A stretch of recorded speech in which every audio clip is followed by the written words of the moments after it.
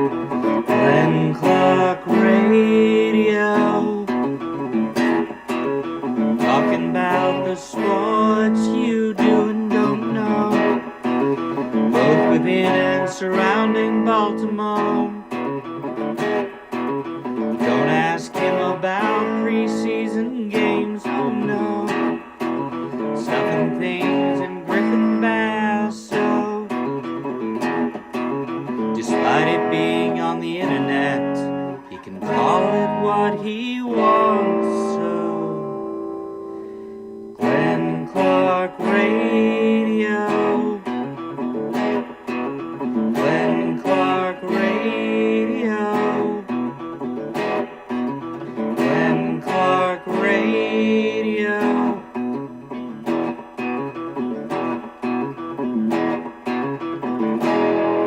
Duke sucks.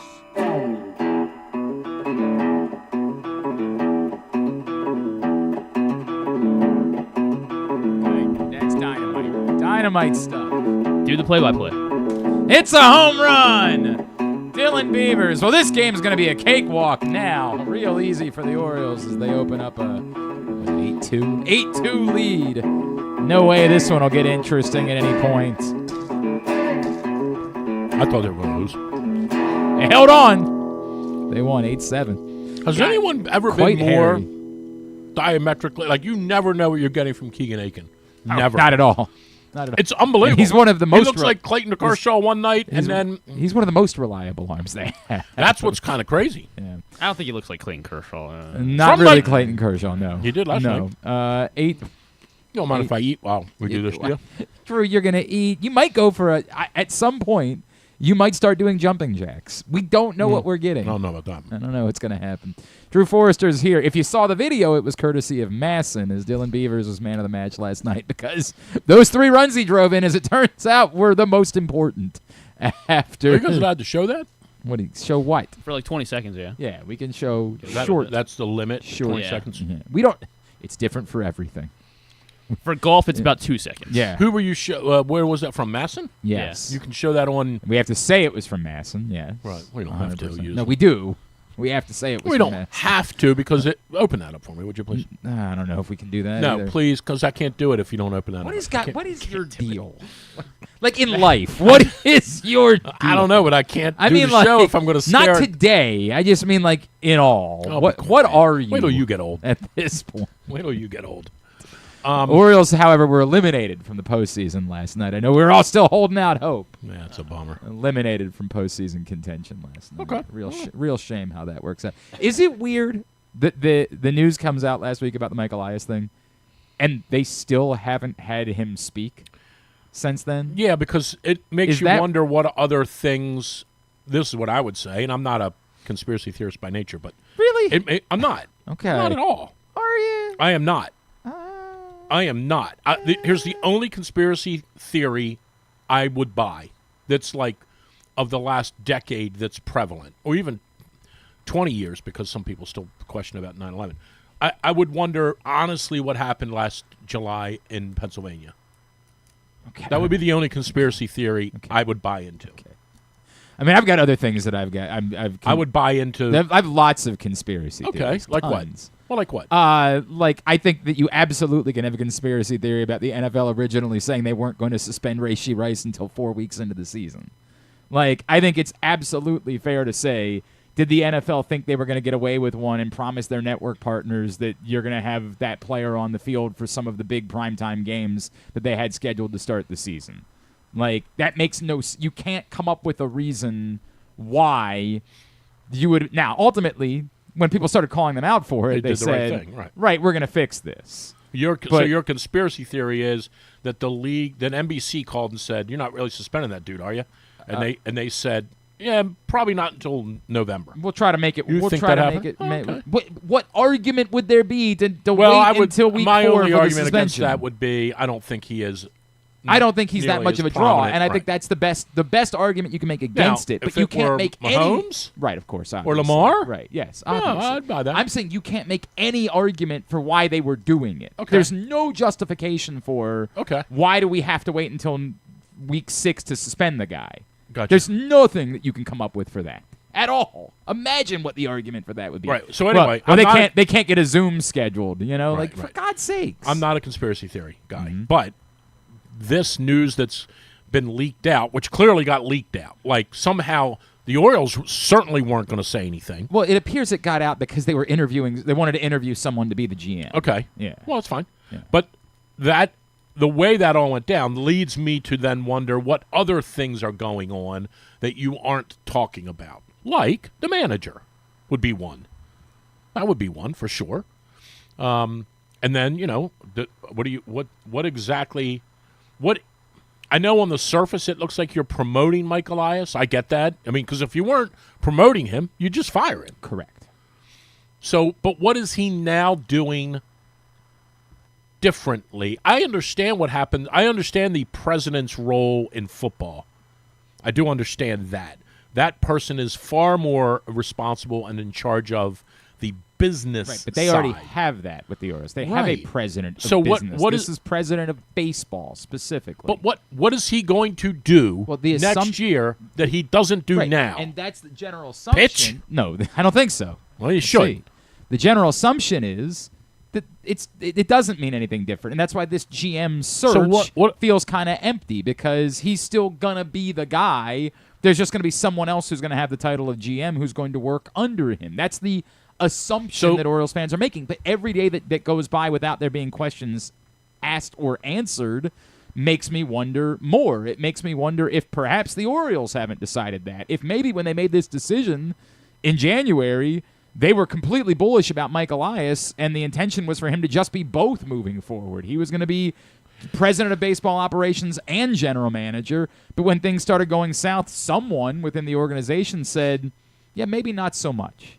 Yeah, I don't get it. Maybe you're going to have certain responsibilities, and we want someone else to have other responsibilities. And every day that goes by that this news is out, and they have openly been asking other candidates about the GM job, but yet they're not talking about it, makes you wonder if they haven't decided yet. Well, if you're the person they're interviewing for the GM job, what's it may not be the first question you ask, but what's the most important question you're going to ask? Am I actually a general manager or not? Well, yes, and how many challenges does Mike Elias get? But that's the point. That's Like, why, how many that's the does he same- get it's the on same me? thing. What I'm On saying me. is, How am I many does- really the general manager, or Right. is he the general manager and I'm just helping him? No, we want you to handle all the free agent signings in the offseason. Oh, that'd be great. Okay, I'll do that. Except he gets the next two of them. Oh, Right, or does he have to sign off on all of them? Right. And that's Right, these sure. are the questions. But the fact that they can't, the two candidates that we know of were the assistant general manager of the White Sox. My God, that's a good one. Bring him in. and the scouting director for the Cubs, and both of them said, "Nah, we're good." Right. Would suggest to you that this job is nothing more than a figurehead position. It's just But if that's the But case, why do it? Why wouldn't they just promote one of the assistant general managers they already have? They have two assistant general managers and a scouting director internally. Why not just promote one of them if it's a figurehead position? They're already in a kind of figurehead position. Yeah, it's so weird. That's what makes all this weird, and the fact that they're not talking about it. Again, I'm not suggesting there's a conspiracy afoot. I'm not saying that. I just makes me wonder if perhaps they don't know yet. That ownership hasn't Well, just fully the mere decided. fact that they didn't formally news dump it in whatever way that they do tells you something's off. Just the fact that on whatever the date, August the 5th, they didn't say, "Hey, we're going to have a press conference at 12:30 before tonight's game against the Red Sox. Media is welcome to come out. We have an announcement." It's just the fact that they didn't announce it. Or that they didn't. Well, really, that they didn't announce it when it happened. Well, which that's what I was- mean. Well, that they didn't announce it. They didn't announce it when apparently it happened in February, which is the strangest part about it. Then it doesn't come out until they start doing a GM search, and then somebody with the White Sox calls up and says, "Hey, did you know the Orioles are looking for a GM?" Yeah, this is a little weird. I'm not trying to say Elias himself is nefarious, because they may have said to Elias, "Don't say a word," but it just doesn't something's weird. And instead of it being It's weird. It's weird. I agree that it was weird the whole time. weird. It's weirder now. It's out there, And and he you're still not hasn't said anything. saying anything about Right. it, which genuinely makes me wonder if they don't know. Right. If they are really at a place where Maybe they're Elias just did it himself. he just made himself the Yeah. Funny would that be? I'm the general manager. I can do right. it. David Rubenstein said, "What? You're now the president?" That's kind of how it worked when I became program director at the old radio station. Right. They fired the program director, and I said, Who "Well, was that? Ray. Ray Was the program director. Why'd they fire Ray? I don't remember why he fired Ray. I couldn't tell you why he fired Oh, Ray. man. But he Well, how walked about in. the time when we He hired? he walked in one day and he said, "I fired Ray." And I said, "Well, who's the program director?" He said, "I don't know." And I said, "Is it me?" Yeah, right. And he said, "I guess it is." Well, how about the time we hired a business? I don't remember what the guy's title yeah, was. We hired a business manager who worked for the magazine, not the newspaper. right. He worked for the Like Kids Magazine, the newspaper it partnered No, with or it was something like more that. of a. It was more of a.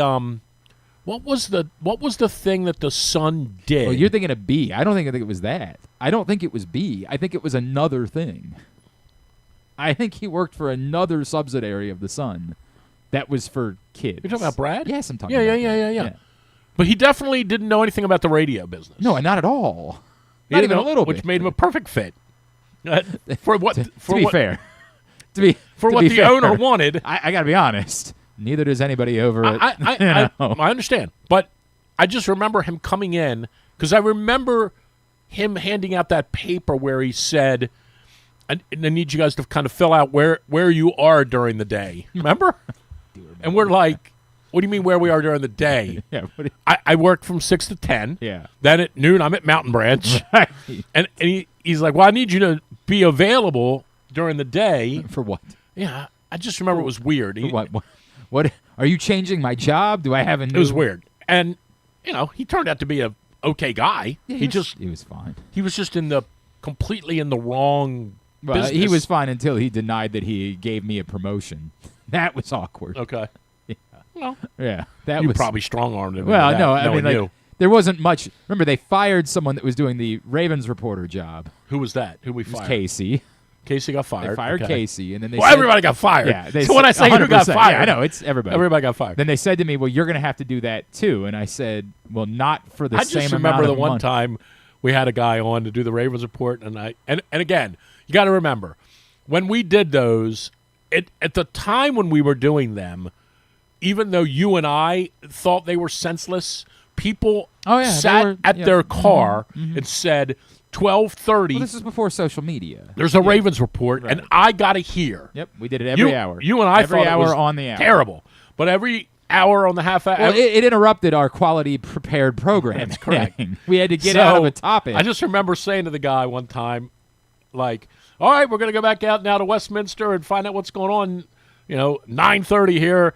Find out what's going on. Practice. What's happening out there?" And I just remember the guy going, "Honestly, not a whole lot. This has been a pretty boring, dreary day." And I can just remember like Paul afterwards saying, "Hey, you got a minute?" I'm like, "Yeah." And he goes, You need to do better than that." I'm like, "I need to Yeah, do better." I don't think it was me. What that did I said do? Nothing has happened. I asked the guy what was going on. Yeah, we had a And little. he said, "Yeah, not much." We had some awkward moments. And when the sponsors were they not got- happy. They got rid of Casey, and then they made me the Ravens reporter, but I was still doing the show with you. And so they were like, "Well, we got to have somebody go out." And they just found, somebody around the building and said, Right. "You can go out there and cover practice today." And those were the days when the Ravens didn't care. Correct. The Ravens didn't care like that we sent Oh, we could send anybody. They didn't Could care. send- They just wanted people. Yep. Now 100%. you got to go get an FBI No, investigation it's a whole, and it's a fingerprint it. whole thing, But yeah. in the old days, and it's a little bit of a philosophical difference, and it's also a little bit of difference of the times. Kevin just wanted people to be there. Yep. And Kevin was happy when you were there. But he also, in a weird way, trusted that you weren't. Yeah, we weren't sending like a total. Like just some fan, Neophyte. Right. Like Right. he was trusting that you were sending someone that you were actually employing and I saw would this week, represent you. for some reason, I don't know why he does this or why. I don't know what I shouldn't say I don't know why he does it because that sounds like I'm questioning it. I don't know what precipitated Tony Lombardi posting it. I'll just say that. Oh. It might have been like a holiday or celebration. I mean, anniversary. Okay. But he posted the whole story about the time he was on at the old radio station. And Tony Lombardi. I remember he was there. Tony was on the air, right? Uh-huh. And Tony signed on to do a season of his radio show. I honestly don't remember. So when I say it was $13,000 for 26 weeks, I'm just making that number up. Right. It might have been $500 a week. It might have been $400. I don't remember the number, but I remember I helped broker it because Tony's dad. You need to get your piece. You needed to get your cut. Tony's dad. Oh yeah, I got a big piece of that. Tony's dad lived next to me. That's how I met Tony. All right. And I always liked what Tony did. I thought there was a need in town for and there still is for the Oriole Hangout is very similar. Like there's a need for a website that's not a promotional arm of the team. Well, truth be told, it was what we were over there. That's what we were. Well, that's a good point. So I was like Tony. Anyway, I knew going in there was a 0 chance Tony and the owner would get along. Well, I knew that. I kind of knew that about everything. But I knew that because I knew that because Tony believed, and probably was right to believe, that he was a quasi-expert on the Ravens, given his dedication to the team. Meaning, given his dedication to covering it, watching it, breathing it, feeling it. And the owner thought he was an expert. Because about a lot of things. He hosted a show on a Monday night. Right. So I knew that it was oil and water, but I thought, hey, I'm a good conduit here. Yeah, sure. I'll be able to help them navigate these waters. Right. So about 3 weeks in, Tony said, I have these commercials I need to run. When are they getting run? I mean, produced. And the station owner said, don't ever contact Paul again about that. And Tony said, I just need my commercials done so I can sell the time to pay you. Right. And, that was the first. It was always the straw that broke the camel's back. Yeah. That was the first one. And then the next week, he was supposed to give the station $3,000. And when he came in with the money, no one was there. The doors were closed. And he didn't, so he kept the check with him instead of sliding under the door. And the next day, he got a nasty text saying, you owed us this money yesterday. He's like, I came over at 4 o'clock. The doors were all closed. Whatever, right? So he posted all of that this week. I don't know why. It's a very weird. But it was funny to It's no different than what we do whenever you're in. But it was funny to go back and and relive it and the utter dysfunction. Yeah. The utter Yeah. Like how did we keep here that thing we together? had a guy giving us 13 again, I'm making that number up. It might have been 8. Yeah. But we had a guy giving us a reasonable amount of money, and not only did we dismiss him, we summarily dismissed him. We don't want you around anymore. Hell of a place, man. Hell of a place. It was something. Hell of a place. It was something. Hey, today's show is brought to you by Navy Football, off to a 3-0 start to the season, Yes! and you should spend your Saturday. Dun, dun, dun, dun, dun, dun, Is that the dun. Navy song? It sounded like Somebody's Notre song. Dame, I think. Well, That's what it but was they were wear gold singing. helmets. Don't miss the exciting home game schedule this year as Navy football single game tickets are on sale. The games feature exciting AAC conference matchups, including the Commander-in-Chief rival Air Force on Saturday, October 4th. Don't miss all the exciting action in historic Annapolis at Navy Marine Corps Memorial Stadium. Get your tickets today at NavySports.com. This was one of those weeks. By the way, I'm not on the payroll for this, but going to a Navy game in the fall down there it's awesome. It's awesome. is a really cool It's experience. It's awesome. It's a really cool. Especially if you've It's a never been really- and you don't know the walk on. Yeah, You've never it's a seen really all cool that stuff. experience. Yeah, it's very much worth doing. And they're also very good, for what it's worth. They are very, very good. This is one of those weeks where, the deep down in your soul, you can't say it, but, it would have been a boring Monday around town. If we were still doing mornings, it would have been because of the score? Because they just won, and, nobody can fire anybody, really. Right. I still have no idea what they were doing before the 2-minute warning in the first half. I have no idea how that happens, that you have 50 seconds from that play to the 2-minute warning to then decide to run the goofy, let's try to draw them off sides after the 2-minute warning. Right. And then back yourself up to the 8-yard line to punt and give them the ball at the 47 afterwards. Like, I right. had no Now you're refreshing my idea. memory. It was 4th and something It was on 4th the and 13-yard line or something they like marked that. Mark Andrews just short of the line to gain. Right. And the argument would be that based on what they did against the Chargers last year before the half in a very similar situation, if you're going to do this, just go for it. Just Right. say, this is who we are. Right. We're going to just go for it. We think we can get 1 yard. And if we don't, they're only going to kick a field goal anyway. Right. They're not getting in the end zone. They're the Browns. Right, they're not getting in the end zone. They're not any good. Also, we have Lamar Jackson. We have an entire second half. We think we'll be okay if it goes the other way. But Right. what was the score at that time? It was 10-0 at that point. Okay. It was 10-0. Okay. And look, I'm not trying to suggest that's what you should do, but you also, if you wanted to do the goofy draw 'em off sides thing, you do it on the other side of the 2-minute warning. Right. But taking a 5-yard penalty when your punter's not good to begin with. Although that one was good. Was that the one that was really good? No. Was that the punt that was really good? No. This was probably the worst one. Okay, because he hit one from deep in our end right, the one that hit the 50 and went down to the 25-yard line. Flip the field. Right. Right, but that was kind of that wasn't the one. It was Okay. kind of lucky that happened because it just took a really good bounce. I understand. Well, the ball's not round. I'm aware of I don't know that. if Thank you you knew very that. much. Right. No, the Browns got the ball on the Ravens' 47-yard line. Okay. Yeah, I just Like, remember. They were on the edge of field goal range when they got the ball, in part because you took this asinine 5-yard penalty Right. because you didn't want to.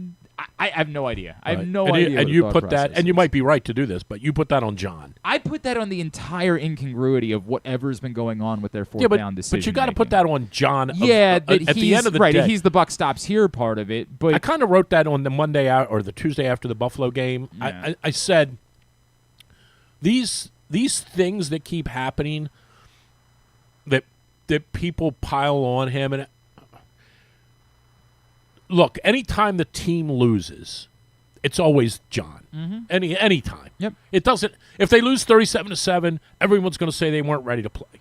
If they lose 27-24 because they do goofy stuff, everyone says that's on John. Like when the team loses, it's always John's fault. That's what some of these morons think. But the reality is that there are occasions when some of these small, weird, intangible things like that, and some of the things that happened in the Buffalo game. And I'm not talking about the 4th and 3 thing, because if you go for it on 4th and 3 against the Bills and you don't get it, you're losing. Like we talked about this last week. But there are some other things that happen where you just say, John, if you hear in your headset, Monken said we're running this play, you have the authority to say, no, we're not. No, we're not doing that. On this next series, here's what we're going to do. No, we're not. Hey, we're going to take a 5-yard penalty here. No, we're not.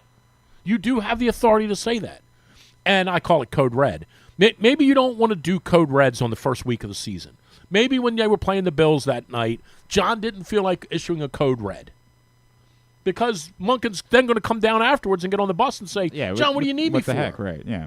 If you're usurping me. I thought I'm calling the plays, right. But at some point, that is what you do as the head coach. And then it is how you handle that relationship, if you will, where you say to, and it is funny, I'm not trying to keep bringing up A Few Good Men. That is exactly what happened in A Few Good Men. Nathan Jessup said to that dude, close the door a second, I want to talk to you. Don't ever talk to me in front of people like that again. Right. Let's make sure you understand something. Yep. You work for me. I decide that kid's going to stay on the in the battalion. Don't ever question me again in front of somebody. And I would say John has the authority to say that. Todd, I love you. If I didn't love you, you wouldn't be the offensive coordinator. But don't ever yell at me again on the microphone like that. And don't ever come to me after the game and say you don't have the authority to do that. I have the authority to do whatever I want. I'm the head coach of the team. Part of what we praised John Harbaugh for over the years in his and success, I don't know if that happened, by the way. But I think we believe it could. He has not been that guy. Correct. He has not been a code red guy. Correct. We're 100%. not running that play now. Right. Todd, stop. Let your guys do. We're playing in the AFC Championship game, and all you're doing is running the ball. Stop running the ball. Well, it was kind of the other way. It's the other way around, right. Yeah. Start, please. We're only losing 10-0. Stop running the ball every play, and let's mix it up. Like, he does have that authority. And if he doesn't do that, something's wrong. Like, and I don't want to say that I'm coming around to that, but I'm seeing it more and more where there are things in the game, and I'm not talking about these wild gambles where you're on your own 14-yard line and you go, we're going to go for it here. I'm not talking about dumb stuff like that. I'm talking about in the course of the game when you are clearly abandoning the run, and all you got to do is, John, you got to say as the head coach, I think we should be running the ball more. And I want to see you mix in more runs. And it doesn't mean I don't like you. I really do assume that does happen. That, again, to your point, we don't hear about it. But I really do assume that John is collaborative. And I base this on conversations that I've had, that John is collaborative. But again, this all goes back to when they lose, it's always John's fault. 100%, right? And I don't know what else to say about these. I don't know how to explain the things that we've talked about before. The Ravens going from the most aggressive team in the NFL on fourth down in 2019 to being the least aggressive team on fourth down in 2023 to I just don't know how to explain it. You had 50 seconds from the time that Mark Andrews play ran because they reset the play clock because of the confusion about whether or not he had picked up the first down on that play. You had lots of time to have said beforehand, hey, if we end up a yard short, you guys need to be ready to run up there and try to draw them off sides. Because I get it, it's the Browns. There's half a chance you will, and they had. But you got to do it quickly. But you're not. You can't whatever you do. We're not doing it on the other side of the 2-minute warning. Because at that point, either we got to spend a timeout, which we don't want to do because we might get the ball back because, again, it's the Browns, or we have to take a 5-yard It's one thing if you're on the 43 and you're taking a 5-yard penalty back to the 38. Yeah, right? They're going to get the ball on their own 12 or their own 17. Who cares? You're talking about the difference between punting from the 13 and punting from your 8-yard line. Right. I get it. You're inviting them. This is a benefit to them at this point. There's no way that can be a part of your thought process, that any of this, whatever you're thinking, this can end with us punting from the 8-yard line. That can't be in play. Here's the other thing I would say. This will sound like the old man yelling at the clouds thing. I also would say, and this is not picking on the Ravens. This is sort of a general statement almost about every sport. You see it in college basketball now. They got 5 assistant coaches sitting there on the bench. You see it in football. They go up they show the booth, and there's 14 people up there. Mm-hmm. I also think that there's something to be said for the fact that there are too many people involved in general. Now, some of that might have something to do with the rules. Hey, now we got to have 2 people upstairs watching the replays. Mm-hmm. One guy's got to be watching the replay. Mm-hmm. He's got to be able to tap the guy on the shoulder and go, get down there to John, tell John challenge this. Mm-hmm. Got to have 2 people to do that, not 1, 2. So now you got 2 extra people. Now you got a quality control person up there who's watching the field all the time to see who, and he's on the headset, anybody in the medical tent. Like there's so much going on. I do think it would be potentially different, if the coaching staff on the day of the game consisted of the head coach, the offensive coordinator, the defensive coordinator, and someone up in the booth who's talking to them about replays, and that's it. There's 4 of you. And now there's 4 people that are in charge of the product on the field. I'm not saying that makes it easier. I'm wondering if it would make it easier. I don't know. I don't know the answer to that question. I think there's too many people involved, and too many voices, and too many opinions, and too many. If the 3 of us went and sat up in the booth the other day in the Bills game, you would have said, go for it here. Yeah, right. I would have said, are you insane? We're not going for it here. You're nuts. He would have said, yeah, I think maybe we should go for it, but tell me why you don't want to go for it. Well, I can't do that because they're getting ready to play. Should we call timeout? Tell John, call timeout real quick. John, call timeout. I got a timeout. But then your timeout guy says, we can't waste a timeout here. Correct. Right, 100%. So there's – I mean, I know the technology makes it easier to do, man. I just think it's like landing airplanes at the airport. The more airplanes that are landing, the more potential you have for an issue. No, that's fair. There's something to be said for it. I mean, I also think that somebody would say on the flip side that if everybody has a specific role, if someone's job is, for example, replays, and someone else's job is clock, and someone else's job is that, like, that's the person that's the Ravens, the clock guy and the replay guy should both be fired. About both. Well, I don't know what the replay guy's value is anymore. Like, the league definitely is trying to something handle. Happened the other day. Oh, Marlon Humphrey hits the guy after he seems to be going down. And look, I actually thought that Gene Steratore explained it pretty well on the broadcast and why they ultimately picked up the penalty. But like that's what the. But I was shocked to see that. I was shocked 100%. But that's what this always should have been. Right. As I said a million times, the coaches should have never been officiating the games. Right. That's always been complete nonsense. Right. The official should be officiating the games, and that requires more officials and someone to say, hey, let me look at that again. Right. Because I think you saw something, but I think what you saw wasn't actually and you're what also happened. under the edict of when it's the quarterback, if there's even a you remote always- question, you throw the always flag. throw the flag, And then right. that's okay. And then we'll look at it. Right. Because we know it was tough for you to see it because Mm-hmm. you had a 375-pound lineman in your way. Mm-hmm. But we saw it quickly. Could it have been a penalty? Sure. Should it have been?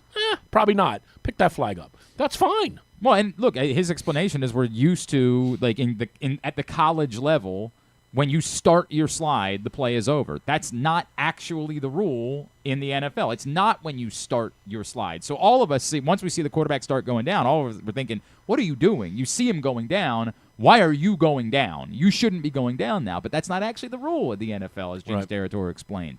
And so it made sense they picked up the flag in that spot, and they got it right. But it seems like the NFL is actually proactively trying to get more of these things right on the field and not require them to go to replay and to go to stoppages. Just figure this out. Have somebody look over. That's a big win to me. I love everything about that. So how do you feel about them on Monday night? I think they'll win. I mean, it's Lamar against the NFC. That's right. It's I just assume he's going to win. It's a home game against the NFC. Yep. Detroit's offense is good, obviously. I've said all along, I do think our Achilles heel is defense. I thought the other day, again, you can't count the other day, it was the Browns. But we didn't, the Bills kind of took it to us. Now, some of that took it to us in the second half, and some of that was also self-inflicted. But it'll be 34-24, something like that. That's what I think, too. That's about what I think. Yeah, Lions. Yep, exactly right. If you haven't picked up this print issue of Press Box yet, go do it right now. It is still available for a couple of weeks. Derrick Henry on the cover. Great cover story from Bo Smolka. Can't stop him. Way to go, guys.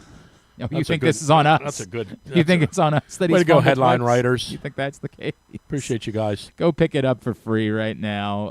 Anywhere you find Pressbox around town, read it all at PressBoxOnline.com. And still to come, we're going to be telling you in the next couple of weeks, there's going to be a lot of new locations for you to pick up your print issue of Pressbox, and we're very excited about telling you all about that here in the next couple of weeks. Where are they? I'm not telling you until we're ready to announce it. What are you doing? Oh. I heard they're going to show more of the Masters on TV next year. Well, sort of. Oh? Yeah. What do you mean it's sort of? It's going to be on Amazon Prime. Okay. I mean, it's still something. Everybody's got Amazon Prime. Yeah, I mean, anyway. what are you talking Amazon runs the country. It's kind of a miracle that they're going to do this. Well, you know what I'm going to say. The more Masters is on TV, the better. Well, I mean, look, I don't even care about golf, and I'm telling you, it's insane that they don't let you watch the golf tournament. Right. It's well, nuts. there used to be a time, and not that long ago. I mean, I would say it's been 15 years, but there used to be a time when they only aired the back nine on Sunday at the Masters. They would join the broadcast, and Jim Nantz would say, "And now here on the 10th hole, Ian Woosnam for birdie to take the lead." Like they would show the last 2 hours of the tournament. God, it's the strangest. I know. Now they show all of it, but on various platforms. What does this guy shoot when you play with him? Who? Matt Stover. What does he Oh, shoot? Matt Stover. Matt Stover's kid was very good. I mean, Matt's an athlete, sort of. He's a kicker. But, Joining us now here on GCR. No, Matt's son Joe was a very good player. We of is course, a very good player. The Ravens celebrated 30 seasons of Ravens football on Sunday, and we're going to be doing this all year long as we're going to be catching up with members of the inaugural Baltimore Ravens team. And this week, it is, of course, Super Bowl champion and one of the most beloved figures in Ravens history. Our buddy Matt Stover is with us Number here 3. on GCR. Matt, it's Glenn, and Drew Forrester's here with me this morning. It's always good to catch up with you. Thank you for taking the time for us. Hey, Glenn. Hey, Drew. Thanks for having me on, man. And, yeah, my son's a way better golfer than me. That started when he was about 14, and I started seeing him drive further than me, and I was going, crap. Okay, this kid's really good. So it's over. It's over. And then we actually moved him down to Texas so that he could actually continue to grow his career, and now he's playing at University of North Texas for the Division I program there. So he's pretty good. Yeah, Drew's still not over the fact that he couldn't get him at Calvert Hall. I know. Actually. He still hasn't. The test wasn't that hard, Matt. I could have got him in. I could have snuck him in. I'm telling you. Matt, I Yeah. want to go a different way with you than I've gone with some other guys, and I do want to get into reflecting on 30 years. But I think that you maybe have a bit more perspective. Around here last week, I think most of us were making fun of the folks in Cleveland who were upset that the Ravens were doing this in a game against the Browns. And I still think it was way over the top. But can you speak to what you think the emotions were that were being reflected by folks in Cleveland about the idea that this game just happened to be? Again, I don't think that the Ravens had a conspiracy in any way. It just happened to be against the Browns. Well, it was the opener, home opener, and I think that had a lot to do with it, right? And the fact that there's going to be some hard feelings still from Cleveland. I mean, basically, they felt like their kid was stolen from them, right? So, and that was a violation in their mind, and I understood why. I lived it, but it wasn't Baltimore's fault because they didn't steal it. It was business. It was. Art Modell made the decision to move the team, and the opportunity was much better for him in Baltimore because Cleveland did not do what was necessary to continue to maintain their team there. And as you see, they're even in a stadium battle right now, what they're trying to get done there. So it's just been an issue they were going to continue to hold on to, and I don't think Art Modell's name will ever be forgiven in that city, but as a whole, they ended up, I think, in a better position because of the new stadium, billionaire owner, cash wasn't an issue, and the fact that they've haven't won, I don't think that has anything to do with everything Baltimore. other than the team, right? Exactly right, man. And that, to me, that's really what they're upset about. Their anger, their frustration is that the Cleveland Browns have just been, kind of woeful, kind of moribund since getting back into the NFL a few years ago. Matt, one of the things we've been reflecting on about this is I think it's easy for, and I use my producer Griffin only because of his age.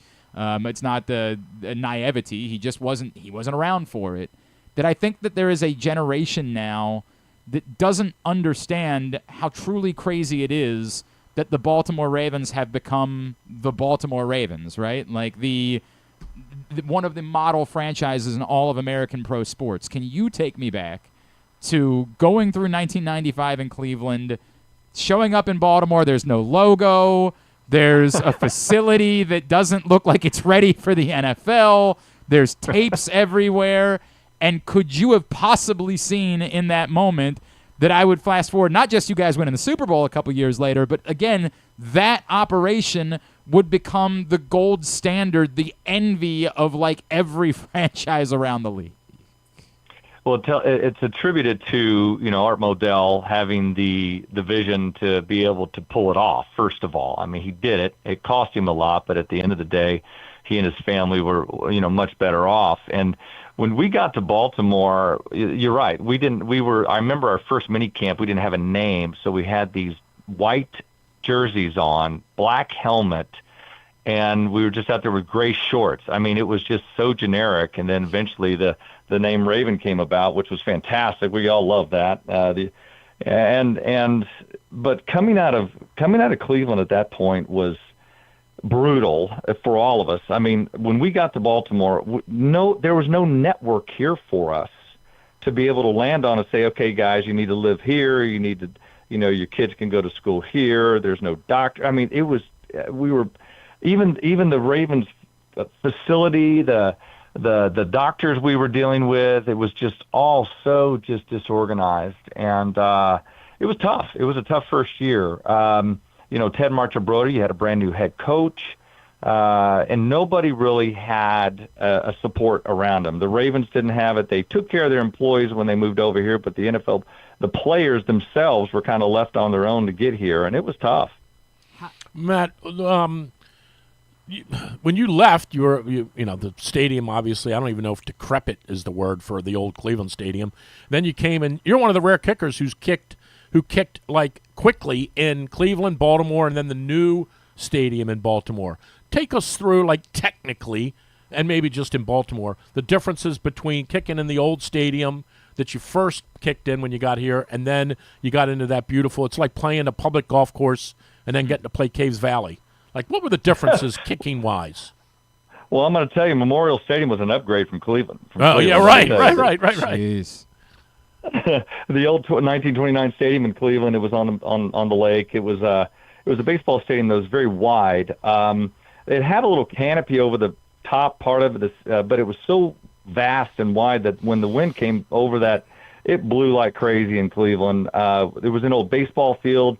Actually, it was a baseball field. I don't know Memorial was too, but they left the dirt there for 3 years, because the Indians were playing there.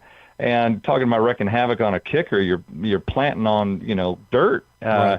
And during the course of the season, the city was maintaining the field from 1991, 2, and 3 in Cleveland, 94, 5. Art Modell took it over. At least it was firm dirt at that point. But and then you get to Cleveland, and you get to Baltimore, and we had this brand new system of a hybrid grass, not astro, but long leaf type of turf. It was fantastic for the first year. The next year, the system matted and all the grass was tearing up, and it was terrible in 1997. So from a kicking perspective, it was great in 96, terrible in 97, and then in 98 we get to the new, brand new Raven Stadium. And if you think about Raven Stadium, what happened to that grass is that the system, because the stadium was so steep that the about the end of October, the grass would not grow from about midfield to the Ravens bench because the sun doesn't hit it. Okay. Because the sun's so low in the southern hemisphere, right? And so grass became an issue. Now they have a lighting system. They grow grass all year round down in North Carolina, but we didn't have any of that. So 98, 9, 2000, during that Super Bowl year in 2000, that field was so bad because they had the Replacements movie being filmed that field. That's right. And you remember that with Keanu Reeves and Gene Hackman? And that field was so bad, I had to go down there on Fridays just to see, and I would kick on it, just see how bad it was. And, and so it was very difficult to kick. And Baltimore's it's an outdoor stadium. You get all the weather elements. It's windy. And you had to know how to kick. And so, the 65-yard field goals these kickers are kicking back, and that you couldn't do it. Nobody could have done it. I don't care. None of these kickers today could have kicked the 60 anything there, maybe 55, but that's if you get lucky and you get a good patch of grass. So just from a technique perspective, the grass is really what matters to me, and it was really bad there for years and years, not only in Cleveland but here in Baltimore too. Wow. Matt Stover with us here on GCR. Matt, if I could, from where you guys were to what this franchise has become, you probably have a better understanding and feeling of it because, you were part of the initial turnaround to go win a Super Bowl. How did it happen? How do you define going from, again, exactly what you described, looking like, literally you guys looking like the Replacements with no logos and all that, to being the model franchise that it became? I'm going to say Ozzie Newsome had a huge piece to do with it. Art Modell allowing Ozzie to be the personnel guy. You draft Ray Lewis and Jonathan Ogden in the first draft. That's incredible, right? I would say that. Secondly, you made the change from Ted Marchibroda to Brian Billick. Brilliant move. Brian came in with the West Coast, type of system. He took care of veterans. We had a team that was very veteran-oriented. Tony Siragusa, myself. You've got Rod Woodson, a bunch of guys that, Ray was not quite a veteran, but coming out 2000 he was. And then you also look at Steve Buscotti's ownership in 1999 when he was able to buy the team, brought in that cash. Art Modell was able to sign back a lot of players going into the 2000 season. Yeah. Without that money coming in, you don't have that team. Because Art wouldn't have been able to afford them. So he was able to pay. I even got fined during that between 1999 and 2000. And then you get that team together, and you get a Brian Billick in there who masterfully gave vision and made some hard decisions and had the phenomenal offense with Marvin Lewis. Defense with Marvin Lewis and a controlled offense, and we defined ourselves. We had a team that didn't descend on one another because the defense could have easily done that. You look back at all those decisions and how that all came about. 5 years after the team moved to Baltimore, won a Super Bowl. Are you kidding me? And who would have thought that? And I mean, Rob Burnett and I, very close. We looked at each other after we won the AFC Championship, and we said, we did it. I mean, we couldn't believe it. We've been together for 10 years, and we finally, did it. And that was a huge piece of and to be a part of that was such a privilege, and it was awesome to be a part of it. It was really a miracle is what it was. It was a miracle that it had happened.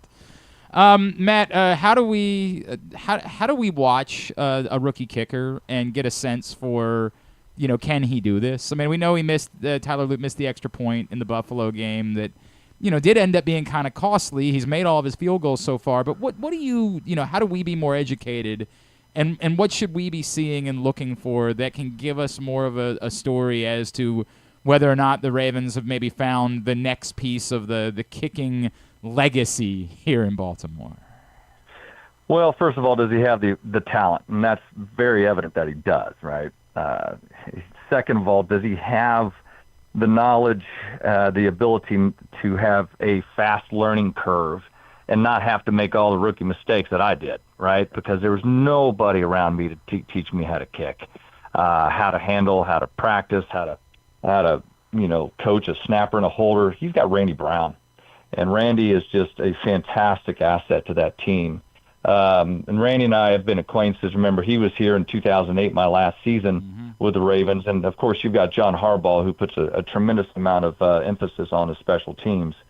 So you've got that. And then Randy's standard for the snap and holder, just incredible.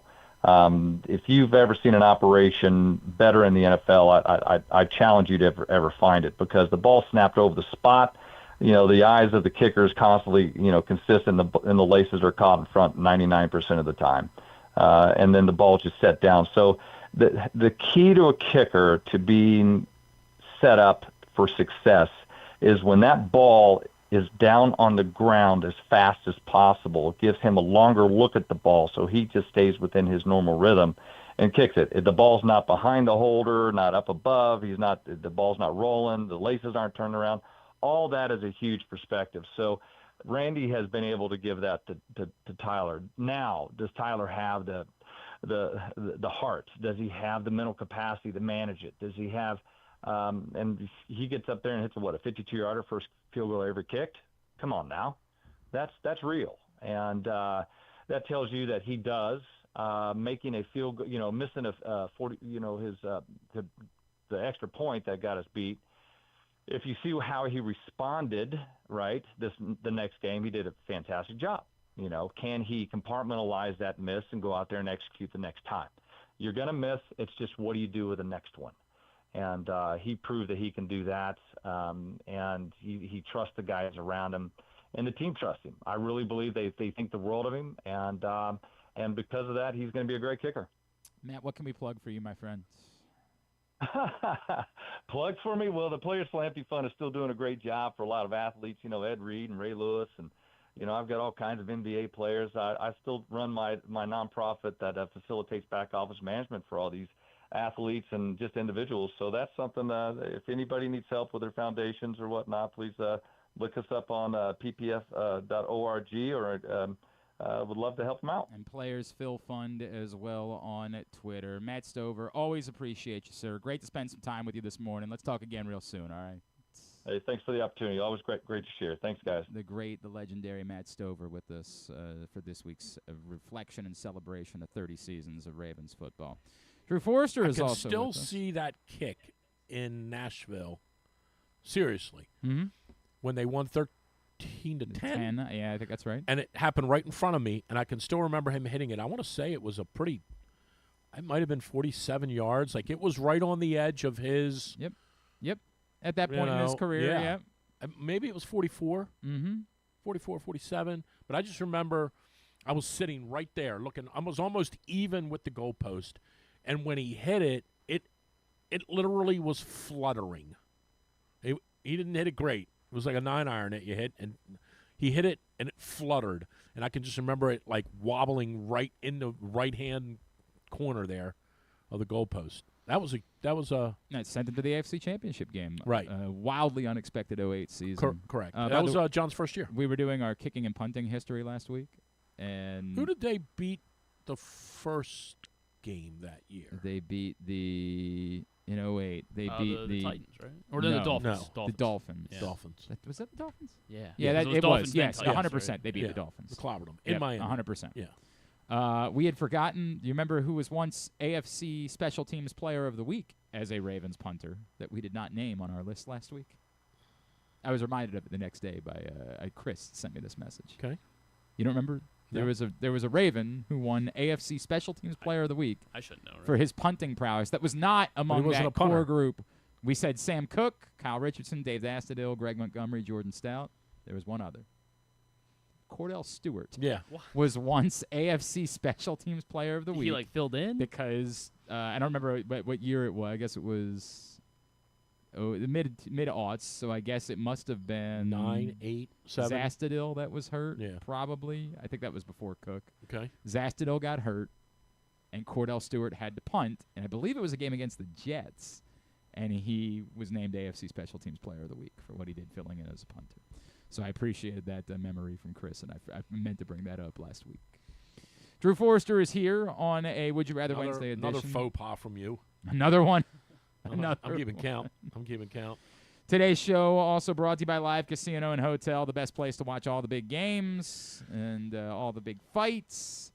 Inside Sports and Social at Live Casino and Hotel. 100-foot media wall just steps away from the FanDuel Sportsbook.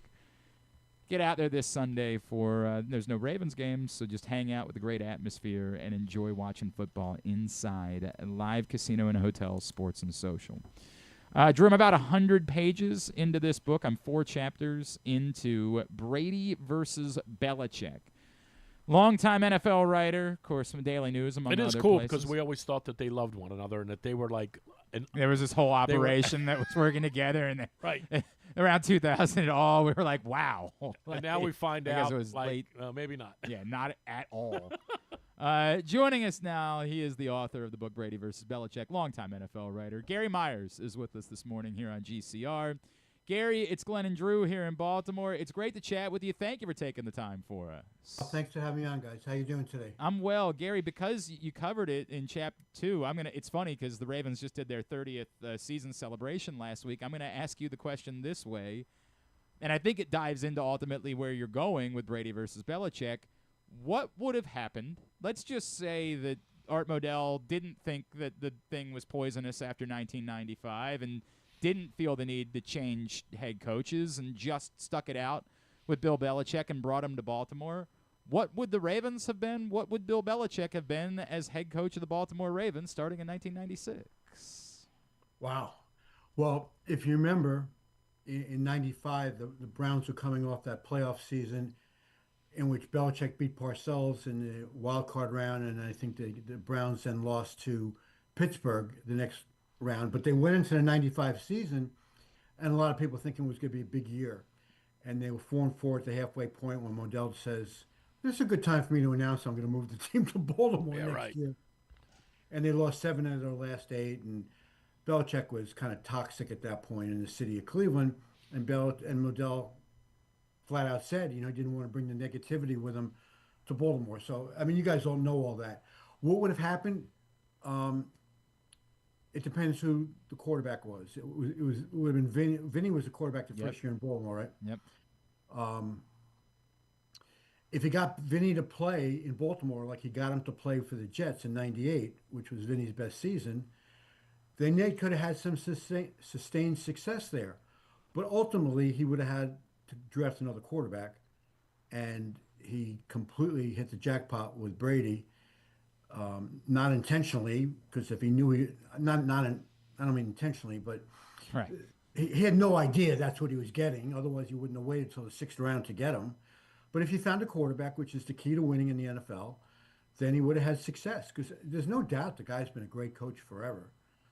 But you can't win unless you have really good players. Especially, you got to have a great quarterback. Gary, you set up that the premise of the book is answering the eternal question, right? That who's more, and you acknowledge, right? Who was the real deal and who hung on? But you acknowledge the thing that we always like. Whenever this question comes up, and Drew and I are not the hot take sports guys. We're not the LeBron versus MJ. We're not that. We don't do that. Well, it's MJ. Right. Thank you.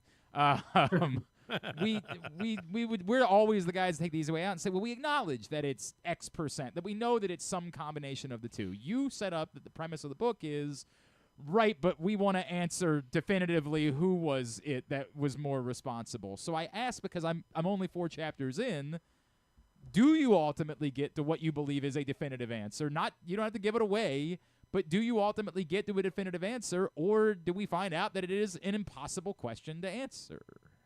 Oh, no, I think that would have been unfair to the readers if I'm setting up the whole premise of the book, like who wins the debate, and then I say they needed each other. It's a 50-50 split. I mean, I didn't do that.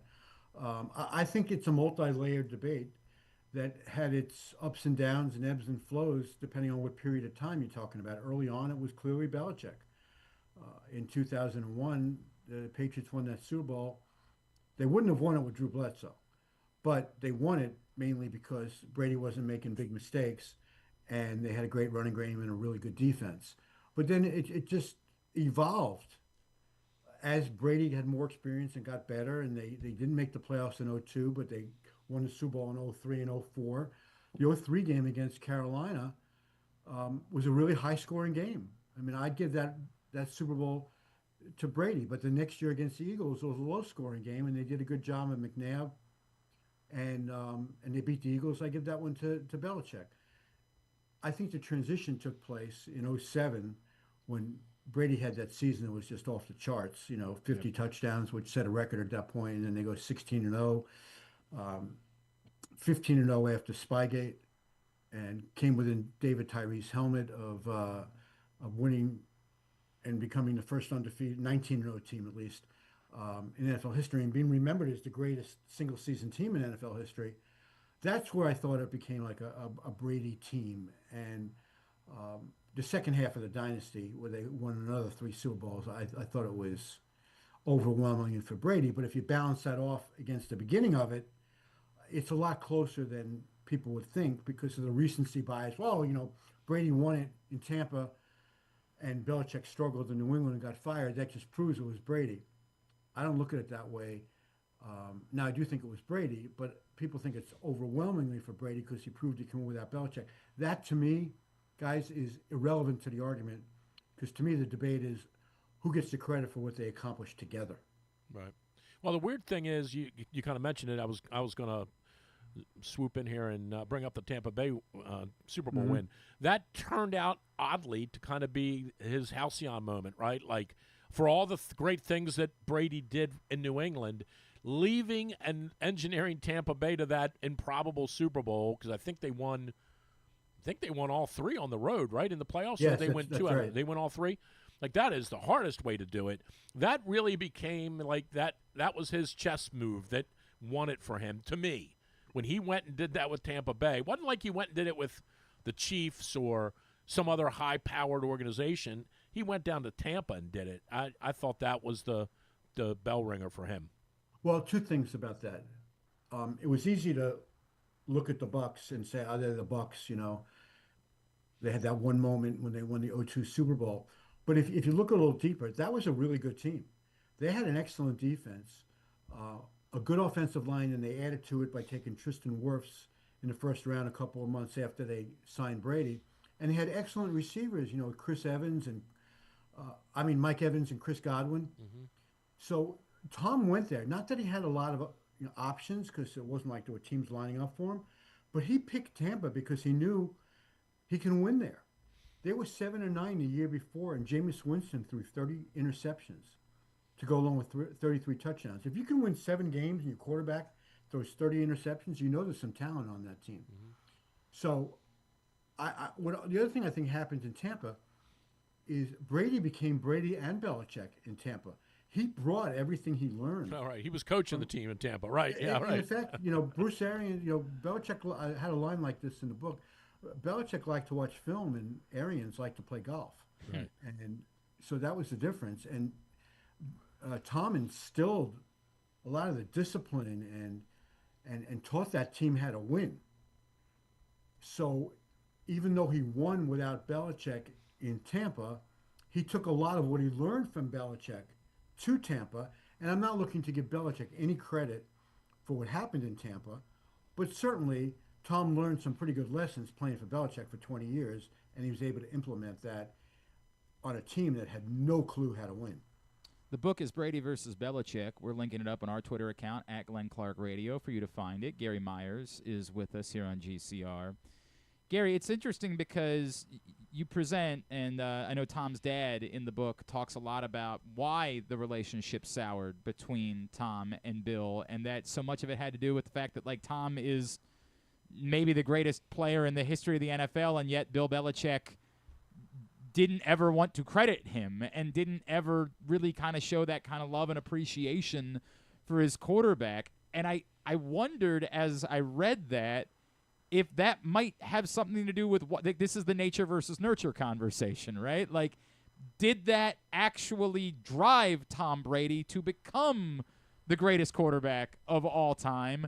Would he have been that guy had he been more nurtured and loved and appreciated by Bill Belichick? Did it require that to make Tom Brady this eternal football player?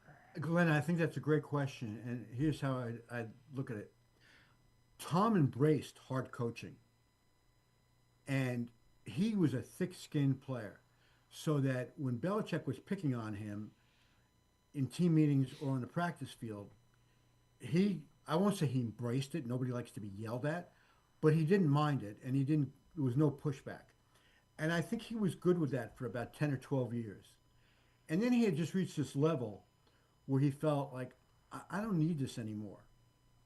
I don't need to be motivated. I don't need the hard coach. Well, I think he can still handle the hard coaching. I don't think he liked being, singled out in meetings.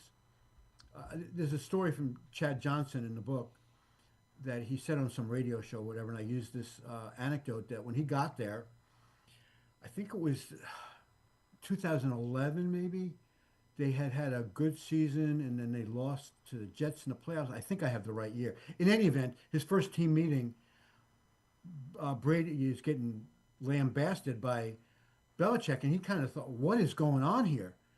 This guy's won 3 Super Bowls. He gets to championship games all the time. Is this for real? Is somebody pulling a prank? And I think Tom had reached a point right around there. And maybe the turning point in that was after they beat Seattle.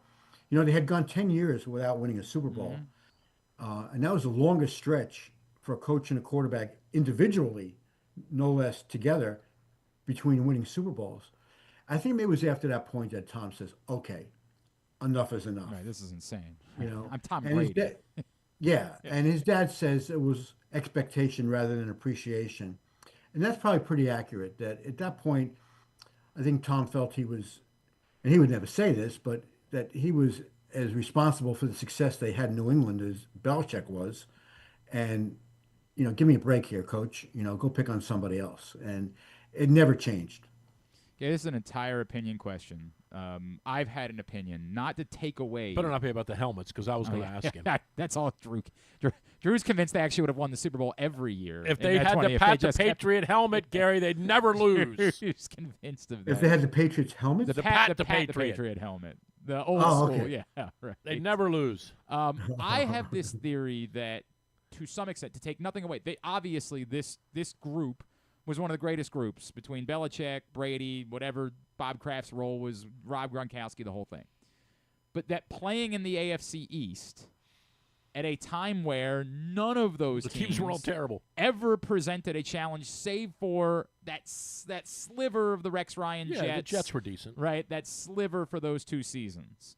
Played a role in some capacity. Now, I compared it almost to the Texans right now. To me, it's very disappointing that the Texans have not been able to capitalize on having the same division. Meanwhile, the Ravens and the Steelers had to go to battle with each other every year and go to war with each other twice a season. And I'm not trying to suggest that the Ravens would have won 6 Super Bowls, or that if the Patriots played the Steelers, they would have only won 2 or something. It feels like that is part of the story somehow that goes into everything that happened here.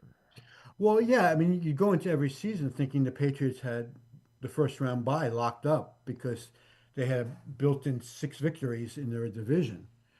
But you also have to remember, the Jets won the division in '02, the Dolphins won in '08, and the Jets beat them in the playoffs in 2010.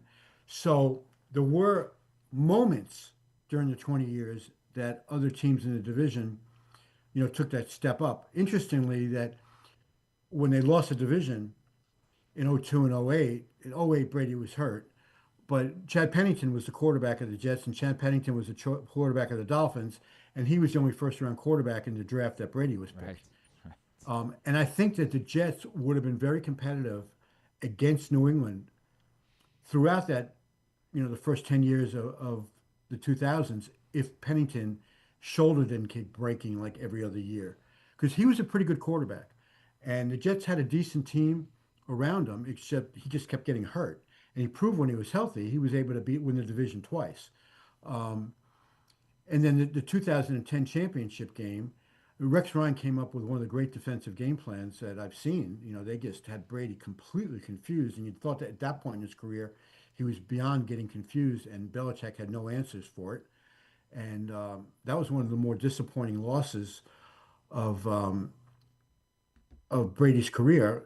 I mean, it didn't come close to losing the Super Bowl to the Giants on Tyree's catch, but yeah. So I guess I forgot what your question was here. Oh, but the division. Yeah, I got into. Yeah, I definitely think it was an advantage because almost every year they had. They were how many 6-0. times did they even have Right. to- How many years did they get stuck playing in the wild card round? Nope, not very Not often. very many. Yeah, they were Not 6-0. very often. Exactly They right. had to win 2 home games in the playoffs nearly every year in order to go to the Super Bowl. And it just That's wasn't- exactly right. You're right. And it just wasn't the physical toll of Right. playing in the AFC North to me. That I think That's why also- the Tampa Bay Yeah, thing. didn't the Ravens beat them twice, right? in Yeah. the playoffs. Yeah, But But that's- in Foxborough. That's why the Tampa Bay thing that Brady engineered is so impressive, right? It's really hard to do that. And the Giants did it the one year when they won. When they beat the Packers in overtime up there. Right. When you win those, when you're a Yeah, team, on the and the road. Ravens almost did it. When you're But in the Ravens, Drew, let me just point something out. The year that Brady did it was the COVID year, so he goes to It's Washington. a bit different. Okay. Yeah. He Okay. goes, they'll go to New Orleans first, no, Right. Washington first, then New Orleans, and Green Bay, and then Green Bay, right? and all those places. Well, not Washington so much in those days because the fans were still ticked off that Snyder on the team. But New Orleans in the playoffs is a tough place to play. Sure. Teams have won there, but it's very noisy. And Green Bay Maybe is the a most tough difficult, place to but play. yeah. Right. So they get to go there with basically nobody in the Yeah, stand. no, that's a good point.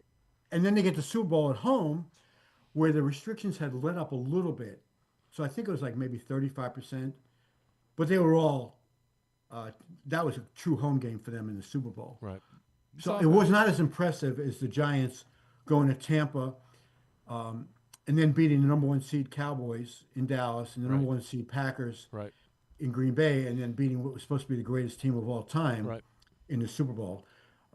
It was not as impressive as that, but it was still a pretty good accomplishment. Yep. No, Yeah, no, before no, I let you go, this is a listener question from Brad that goes back to the first thing I asked you, and it's very fair, so I want to give it to you. Could Yeah, Bill, sure. if Belichick had stayed in Baltimore, could he and Ozzie Newsome have coexisted? Yeah, I think he and Ozzie had a good relationship. Okay. And I think Ozzie made advances in the front office when Belichick was in Cleveland, if I'm not mistaken. I think they always had a great relationship and kind of a mutual admiration that I think that, because Bill was still in charge in Cleveland, and I think he respected Ozzie a lot. Okay. And I think he would have given him a lot of responsibility. Would he have had the same power if Belichick was there as he did with Ted Marchibroda and then Yeah. Billick? Probably not.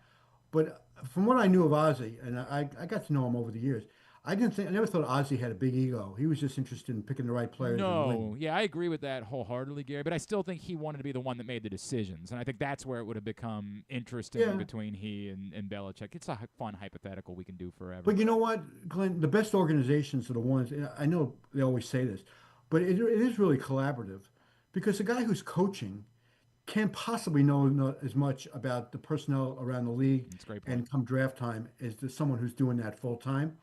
I think they would have been a good combination together. It probably never would have worked with Modell as the owner because at that point Modell hated Belichick, and it worked out for everybody, I would think, except Cleveland. Right. Yes, everybody but Cleveland. At Gary Myers NY is how you follow him. Again, the book is Brady versus Belichick. I'm really enjoying it, Gary. I can't wait to find out what the actual answer is at the end of it. I think I have a sense for what it's going to be, but I look forward Glenn, to it. I just got to tell you something real fast. I was Yeah. on Good Morning America yesterday Yeah. morning with Strahan, and the last question he says to me is, "Who is it? Brady and Belichick?" Like one word. And so I gave him my answer. And one of my daughters called me later and she said, "Why didn't you just say I'm not giving Just away read the the ending?" book. Yeah, this is like a mystery. Maybe it has a surprise ending. Right. So every interview I've done since then, I have no problem telling you that I think it was Brady because I think most people do. But the part that I draw the conclusion at the end is what percentage does each one Yeah. get? And that's the point. That's the area where I think people have to make up their own minds. So how do you divide it up, even if you already know it's one or the other? Gary, great stuff, man. Thank you for taking the time for us this morning. I have no doubt we'll be talking again real soon. That sounds great, guys. Thanks for having me on. Gary Myers, Brady versus Belichick. I will tell you, admittedly, I don't. Reading about the Patriots, spending more time talking It about was the Josh Patriots. McDaniels. You think that's who it was? Eric Mangini was most responsible for. That typically doesn't interest me. The book is really good. It's really good. It's really not surprising. I think it's an interesting argument because of the culture that has kind of been established in our country, which is when the team wins, it's always the player. Right. And when the team loses, it's always the coach. And Right. to the point, like I think you lead on that you think it's more Brady than Belichick. I do and think the it's more Tampa Brady. thing kind of, and I think that Gary's admitted that's where he's going to go in the book, and I think we all feel that way.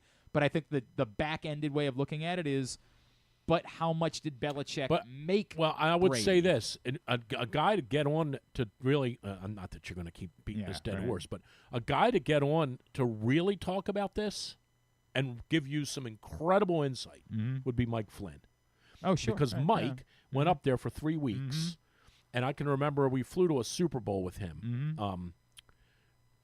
It might have been the Arizona Super Bowl, might have been the Phoenix Super Bowl. I don't remember, but I remember we flew to a Super Bowl with him, and I just happened to sit next to him, and he told me these incredible stories about both of them. He said I'm trying to piece it back together. I want to say he got there.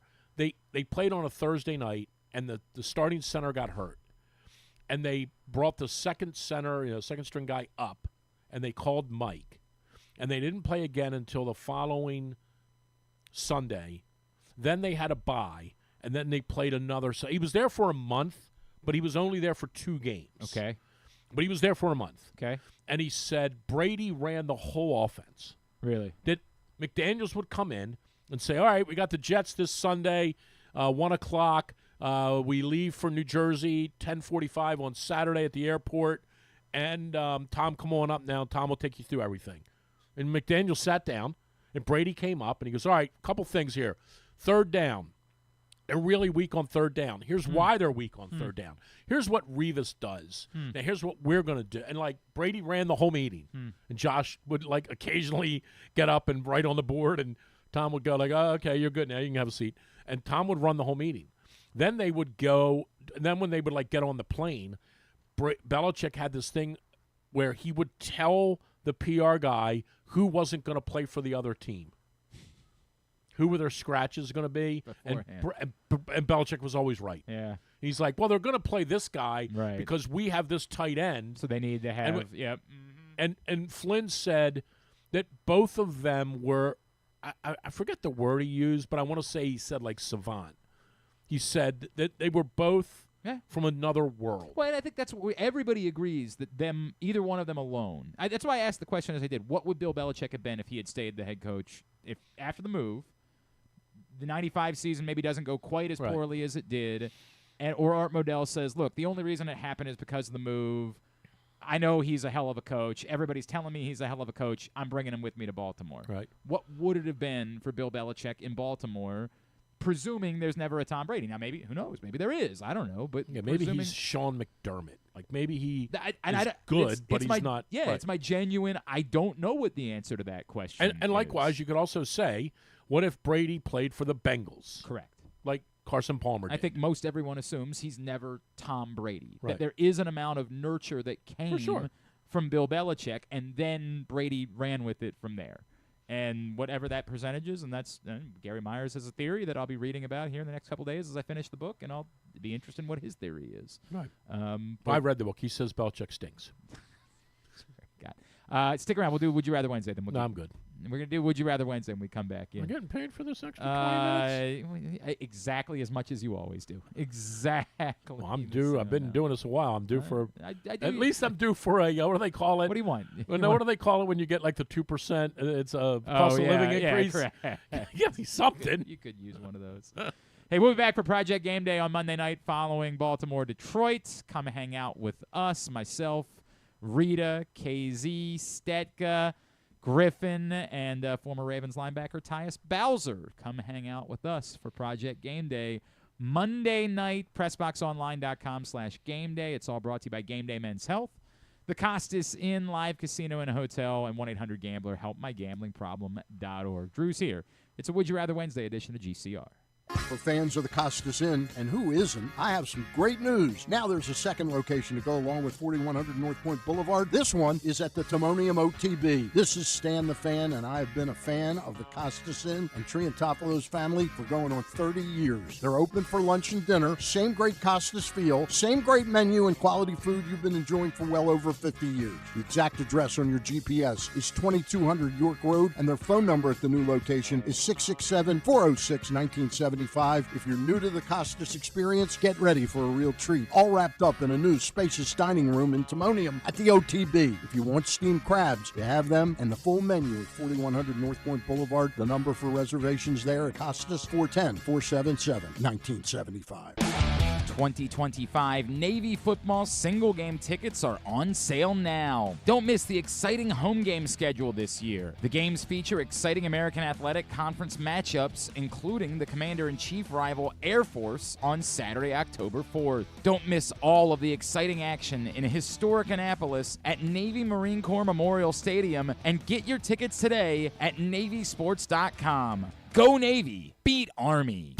Game day gets even better at Live Casino. Score a live jersey on September 6th and bucket hat on September 27th. Plus, catch our Big Plays, Big Pays hot seats on select game days. When the home team scores, the prize pool doubles. And we'll give away a $50 sports and social gift card with every touchdown. Take it to the end zone at Live Casino.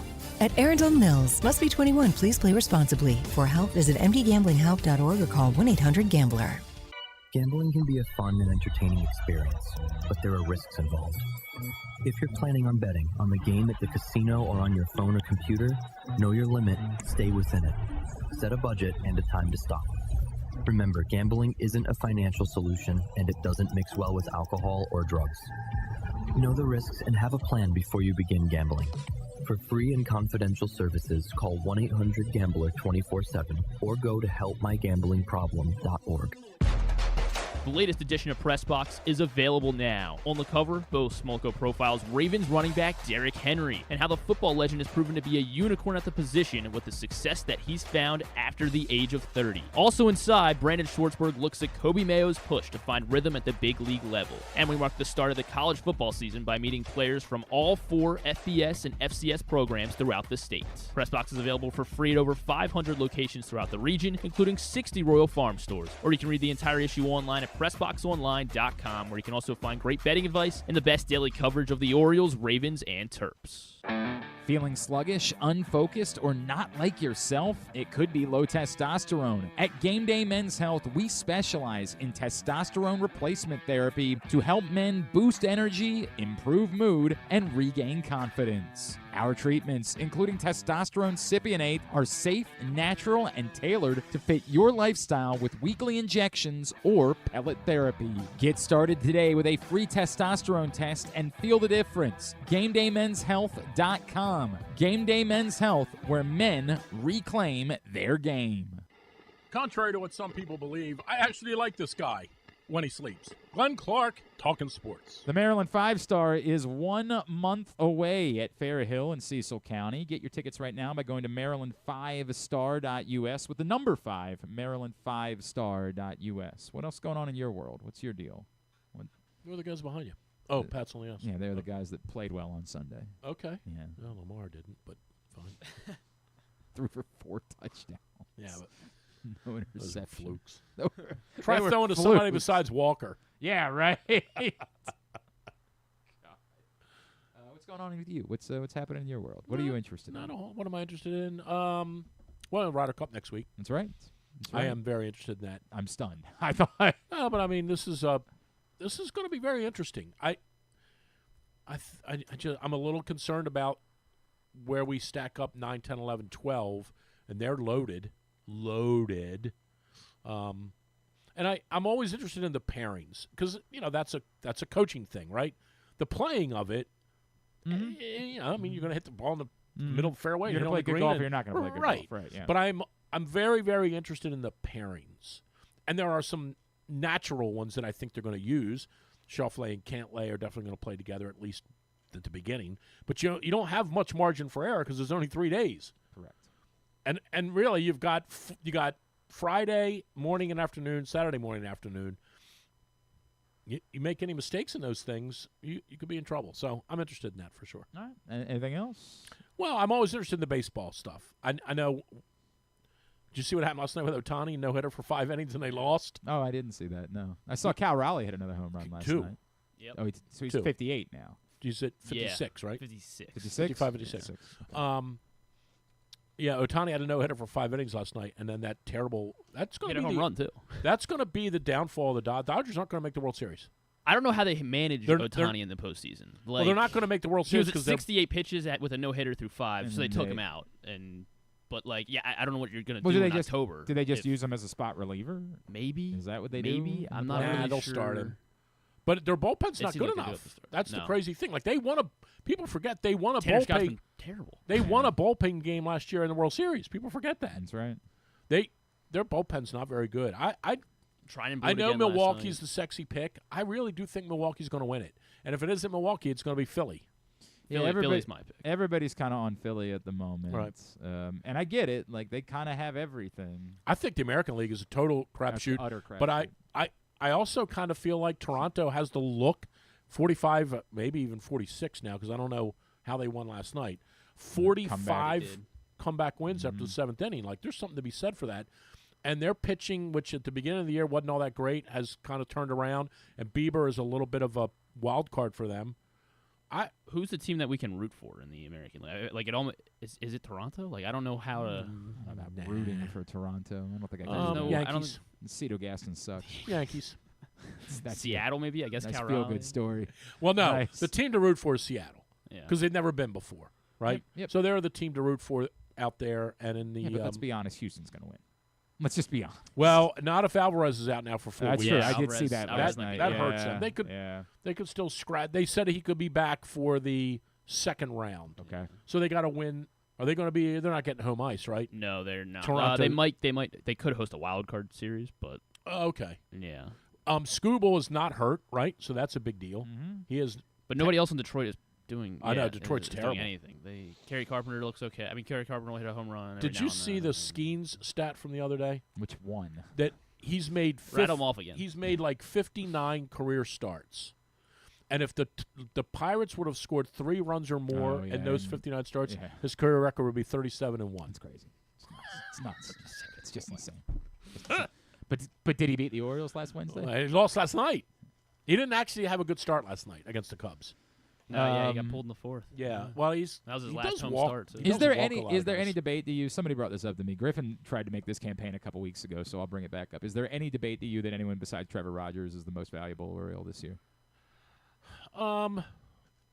Let's see. Griffin argued for Gunnar Henderson just because he's been. And since I said that, though, Gunnar hasn't really played it. Really. I mean, Well, here's what I would it's been say worse. about. Here's what I would say about Henderson. He has, and I don't think this is a fluke. His defense has really improved. So that was kind of, and I know nobody cares about defense, but he does play in the infield. His defense has been much better. It was bad to a point where it was concerning. alarming. It was concerning. Yeah. It's not. And he's their best base runner. Which It hasn't been concerning this year. I think he's been good defensively. I don't think he's been great offensively. I think he's been okay. I don't think he's been great. The MVP. This is a good one. Actually. In June and July, it was great. And the then, MVP of the team. I mean, it was Cano for a while. Just don't think he's going to get the it. MVP of the team. It's almost by default that, I mean, the sexy pick is always just give it to the best player, but it almost has to. Trevor Rogers. It almost has to be Rogers. It's Trevor Rogers. Just for either sure. Rogers or O'Hearn. I mean, it's.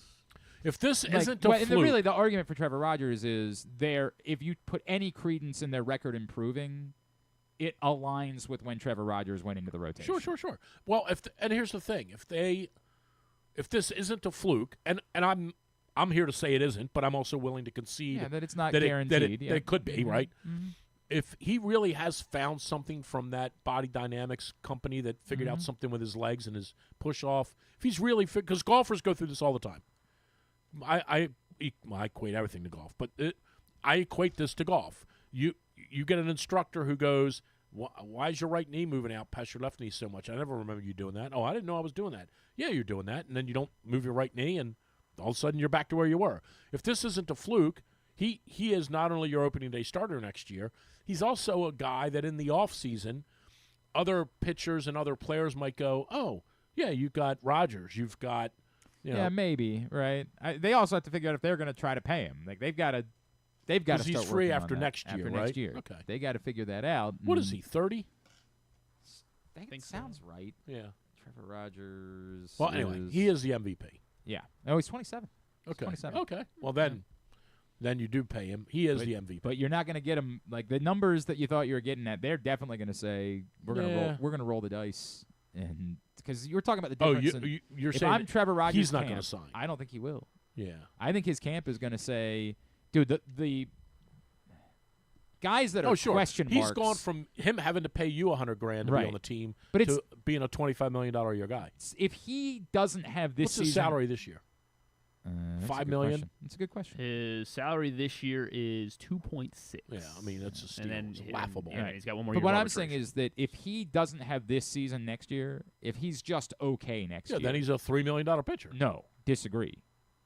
That the cost of pitching is so outrageous. Okay, he's 10. No, he's like a $20 million guy. Even if because, he stinks? Because what did Nick Pivetta get? What did Zach Eflin's going to get $20 million this year. This is baseball's I think outrageous. Eflin's coming back, by the way. I think Eflin's coming back too, but not on. I'm now less convinced it's on the qualifying offer. I do think they're going to get him at a different number. Okay. I think they're going to get him at. So it'd be less than 20. Yeah, Okay. I think, and I almost think they're going to work together on that and say a lot of we're going to do something boosters, for you. Are you at all concerned, like not long term, but long term meaning just the immediate? Are you at all concerned about Westberg? Of course I'm concerned about Westberg. He's never healthy. Yes. Yeah. Obviously I'm concerned about it. And he's the one good hitter you have. Like, what I'm really concerned about is that if you don't have Westberg, what do you have? I have no idea what Colton Cowser is. I have no idea. I said at the deadline, and people thought I was crazy, and I said I would try to sneak him into a deal and move him. I'm telling you, Westberg? dude. No, Cowser. Oh, Cowser. Okay. He swung at a pitch last year and hit him in the face. I'm aware. At the end of the season. No, I just did. I would have tried to have snuck him into a deal and at the deadline and see if but somebody when he would hits bite. home runs, we can moo, and they go 420 feet. All right, Would You Rather Wednesday. And you got Jeremiah Jackson. I got a $50 gift card to Wicked. You know Jeremiah was a bullfrog. Was a good friend. My God, I swear. Did you know that? I tried to do that. The other night, I don't remember why, but at dinner that came up. I think my son was talking about a kid in his class named Jeremiah, and I was like, "Oh, what? You got friends with your friends the bullfrog?" And my wife no-sold the hell out of it. No-sold it. She's like, "What's that mean?" What? Yeah.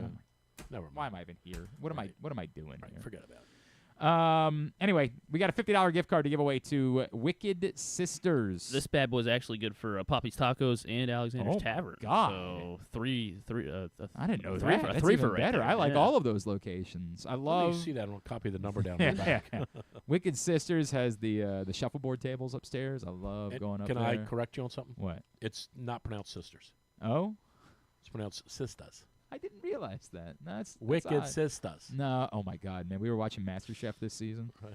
There was this couple, and they're still The in the chef at Eagle's Nest was on that show. I didn't know that. Yep. That's cool. Yep. There's a couple that's in. This is a couples edition or like a duos edition. There's a couple that's in the finals, and they'll just be they'll cut to like them talking, and they'll be like, "Yeah, we were working on whatever," and then all of a sudden you'll remember they're from Boston because she'll go to say Gordon Ramsay's name, and it'll sound like this, Godin, and you'll just like Gordon Ramsay. and I think she puts a W in there. So Guadin. Just Right. like, jeez. Speaking of chefs and food, the Nate Bargatze Soul Food, whatever you want to call that. What do they call them? Scenes Sketch? or Yeah. sketch Yeah. was voted #1 of the year, Oh, from and George Washington was 2. I don't know how to. I got to be honest. Yeah, with you. one That's and two. they got that out of order. No, I don't think so. I don't know, man. Dude, the Soul Food. It was one. very good. It was very good. I'm sorry. It was outstanding. It was. I don't know, man. I know. I'm sorry. Yeah. White guy. It was outstanding. You're right. But George Washington. And he goes, I know what happened. Your father is white. No, I'm sorry. It's really good. All right. sorry. You didn't go see him when he was in town over the weekend, I did you? didn't. That's No, a but that particular episode, that whole episode of that first Bargatze. Yep. The second one, they're pushing the envelope a little. The first one was excellent. Excellent. No doubt. unbelievable. No doubt. George Washington, the No, Soul Food one. Oh Brilliant. My God. Brilliant. All right. Get in at Glenn Clark Radio on Twitter, Facebook.com/Glenn Clark Radio or Glenn Clark Radio on Blue Sky. Someone who responds is getting that $50 gift card to Wicked Sisters. There you go. You're welcome. You pronounce it the right way. Here's what I got for you. Number How do one, you would pronounce you Poppy's rather? tacos? Would you rather get a guarantee that Roquan Smith will play exactly like he did on Sunday for the rest of the season, Deal. but Oh. Kyle Van Noy is not going to return this year? Or Kyle Van Noy is back on Monday night, but Roquan looks more like he did last year for the rest of the This season. is kind of dumb because you know the answer to this. Oh, do I? For sure. What do you think the answer is? For sure. You want Roquan to be Roquan. Why do you think that's more valuable than having an edge rusher? Because Van Noy's just okay. I don't know. not He's a great. double-digit sack guy every year he's been in Baltimore. I don't put a whole lot of stock in half What of do those. you mean you don't half put a of lot those of things stock are in that? half of those are gifts. What? Gifts with a T, not gifts. I'm going with Roquan. This is wild. That's fine. You go ahead and be wrong. I don't care. No, it's not wild to me that it's your answer because I think you can make the argument for it. I think that you're You not. want Roquan to be Roquan. I don't think you're considering what that means. I think Van Noy's overrated. What is your edge rush without Kyle Van Noy? Ojabo. Malik Ham. And Malik Oweh. Ham's They back. did sign Malik and- Ham back to the practice and squad Oweh. yesterday. Yeah, that's your edge rush. And Clowney. Yeah, Oh, no, no, that's right. No, he's a Cowboy. Right. The other two, I mean, God bless Eric. Those other two, man. I mean, Odafe Oweh had a great year last year, so I don't know, but Yeah, but is it because of Kyle Van Noy? Is it 'cause I don't know any of But these the answers. other dude, and now the other guy was hurt when he picked him, right? Yes. Ojabo, but like Yeah, the Ajabo one has not Bust called and laughed at him and said, "You ain't doing much, kid." been nothing. Yeah. Nothing. Yeah. So I mean, because Kyle Van Well, Noy is it's old. Right, correct. It's so like, Roquan. is he gonna have 12 sacks again? No. Like, No, it's just war on Kyle Chi- Van Noy over it. Chinese. You want guys? What is- Want to bet Chinese lunch? Well, I don't know when he's going to play, wait, so I I'm get the definitely not. under, or I get the over. Yeah, 12 I'm not. and a half I'm making sacks? not making the Or- bet, but only because I don't know how hurt he is. Yeah, okay, I do. It's just like Abbey Road. eight Kyle Van Noy Overrated. sacks. I'm gonna do 7.5 sacks. He's going to war on Kyle Van Yes. Noy. I'll take the over. Okay, you're on Chinese lunch. All right, you got under 7. Now you know he's not going to play for 2 months. Now you can just count on that, Chief. Nah, he's a good player. You, He'll, you screwed that up big he's a time. strong athlete. Also, you're never getting the Chinese lunch from him. Yeah, you are. He's owed us We're a going right Chinese. over to He's Spice owed and- us a Chinese lunch for 2 years. going right over to Spice I've and already Dice. forgotten what the bet was that he owed us. The Spice I Chinese did and a Dice. Bateman for. one, like games played by Yeah. Bateman. Is that what it was? Spice and Dice. We're going right over. Is that what we're doing? I'll take you boys over there wherever you want to go. I'm sure. I'm so We'll go today. sure. We'll go today. We'll go today. You got it. Call now. Man, Roquan looked really good on The answer's He right. looked really good on Sunday. I agree. but I mean, so like, what is Kyle Van Noy? He's ready Monday, and like, what I'm is he? telling Is you, he's he good to playing? go. Is he playing Yes. with a limp No, the whole I'm telling you, season, he's or good to go. He's right back to being Kyle Van No, Noy on Monday. it's- 12 sack Kyle Van Noy. That's what he's been. I got something for you too, by the way. It's been on my mind for a while. For him. For him? I do. Was it a dodgeball question? No. I was kind of wondering if it was going to be appropriate to bring up on the air. Now I've decided. Now I've decided it is. You don't care anymore? Do you have any acting ability at all? Like in your I'd like to deep think down? so. I don't know. My brother was. Wait a second. Do you need him for the nativity scene? Is that what you're asking him for? Because he's Jewish. Do you have any acting ability? I like to think so. I mean, would you ever consider being an actor? Sure. Okay. Yeah. Because when they do the Luigi Mangione movie, Oh God. I think you got a hell of a chance. I really do. I think Maybe not the big movie. Maybe more like the made-for-TV movie. Maybe that. He's close. I'm telling you. I look at him and I'm like, thank you. No, I don't know, man. Well, I don't know. The ladies seem to He enjoy beat the terror Luigi charge. Mangione. He did. He's already won for. He He's 1 for 1 so beat far. the terror charge. He's got that going. He's only got 21 more to go. All right. I think these both could be good options. You think I have a chance? Pick one. Kyle Van Noy. Kyle Van Yeah, Noy. well, you That's guys the are all round. wrong. That's Enjoy being wrong. That's the round. Number 2. Yep. Would you rather? Again, don't let me finish before you say yes. Okay. Okay. Take it easy. You have to bet $1,000 Why do you tease me like that? Yes. on one of these teams winning the AFC West. Would you rather bet it on the 2-0 Chargers plus 100 or the 0-2 Chiefs at plus 250? Can I look at the Chiefs' schedule here? I don't think I need the Chiefs schedule. I don't think I need the Chiefs schedule. First of all, what if, I'm going to throw in a what if. A lot of what the if Broncos. Den- I understand, but I'm not giving you that option. You have to bet it on one of these two teams. but what if Denver wins? Then you're going to lose your bet. Even if you took the Chargers? Yes. Yeah, okay, gotcha. Well, I like to bet, so I do know that about you. I'm going to take You've stored up all those Chinese lunches you haven't paid for over the years. It's at least $1,000. I'm going to take the Chargers. Wow, all right. I think the Chiefs' star is slipping. And I don't want to say that what happened to the Falcons in the aftermath of that collapse is going to happen to the Chiefs. I'm not suggesting that because it is a different They just lost. setup. Yeah, right. They didn't. But they got their ass kicked last year by the Eagles. I agree. But they also got their ass kicked by the Buccaneers in that Super Bowl too, and that didn't really affect them all that much. Yeah. I just feel like we're coming to the end of the road here with them. All right. I really do think that. All right. Now, if they get Tyreek Hill, that might change things. Well, and presumably they're going to have Rashee Rice back at some point. Are they going to get Tyreek Hill again? Maybe. Is that? I mean, maybe. I have no idea where the Chiefs were with Tyreek Hill when he left, and if Which elections he run for president? You're not wrong, Griffin. He fits right in. You're not wrong. I don't know. I still don't like going against the Chiefs, even though they've Plus, you're getting better juice on the Chiefs. Yeah, that's the thing that What's makes that it mean? like plus What's two. that mean? That's adorable. It's plus 250 on the Chiefs here, plus 100 for the Chargers. I mean, they can still go 5-1 in the division. I mean, yeah, I think the Chiefs is still. Well, read their schedule real quick. Oh, for God's sakes, we're going to go just read 2.5 the schedule. hours again No, today. we're not. Read the schedule. What's the point of They've got not doing this? at New York on Sunday Night Football New this York week. Giants. 0-3. Baltimore, they get at home. 4 o'clock. 0-4. Losing to the All Giants. right, here's what I'm going to do. I'm going to concede they're going to win one of those two. They're 1-3. Go ahead. Yeah, okay. I don't know which one. Yeah. They're 1-3. At Jacksonville, they host Detroit on Sunday Night Whoa, Football.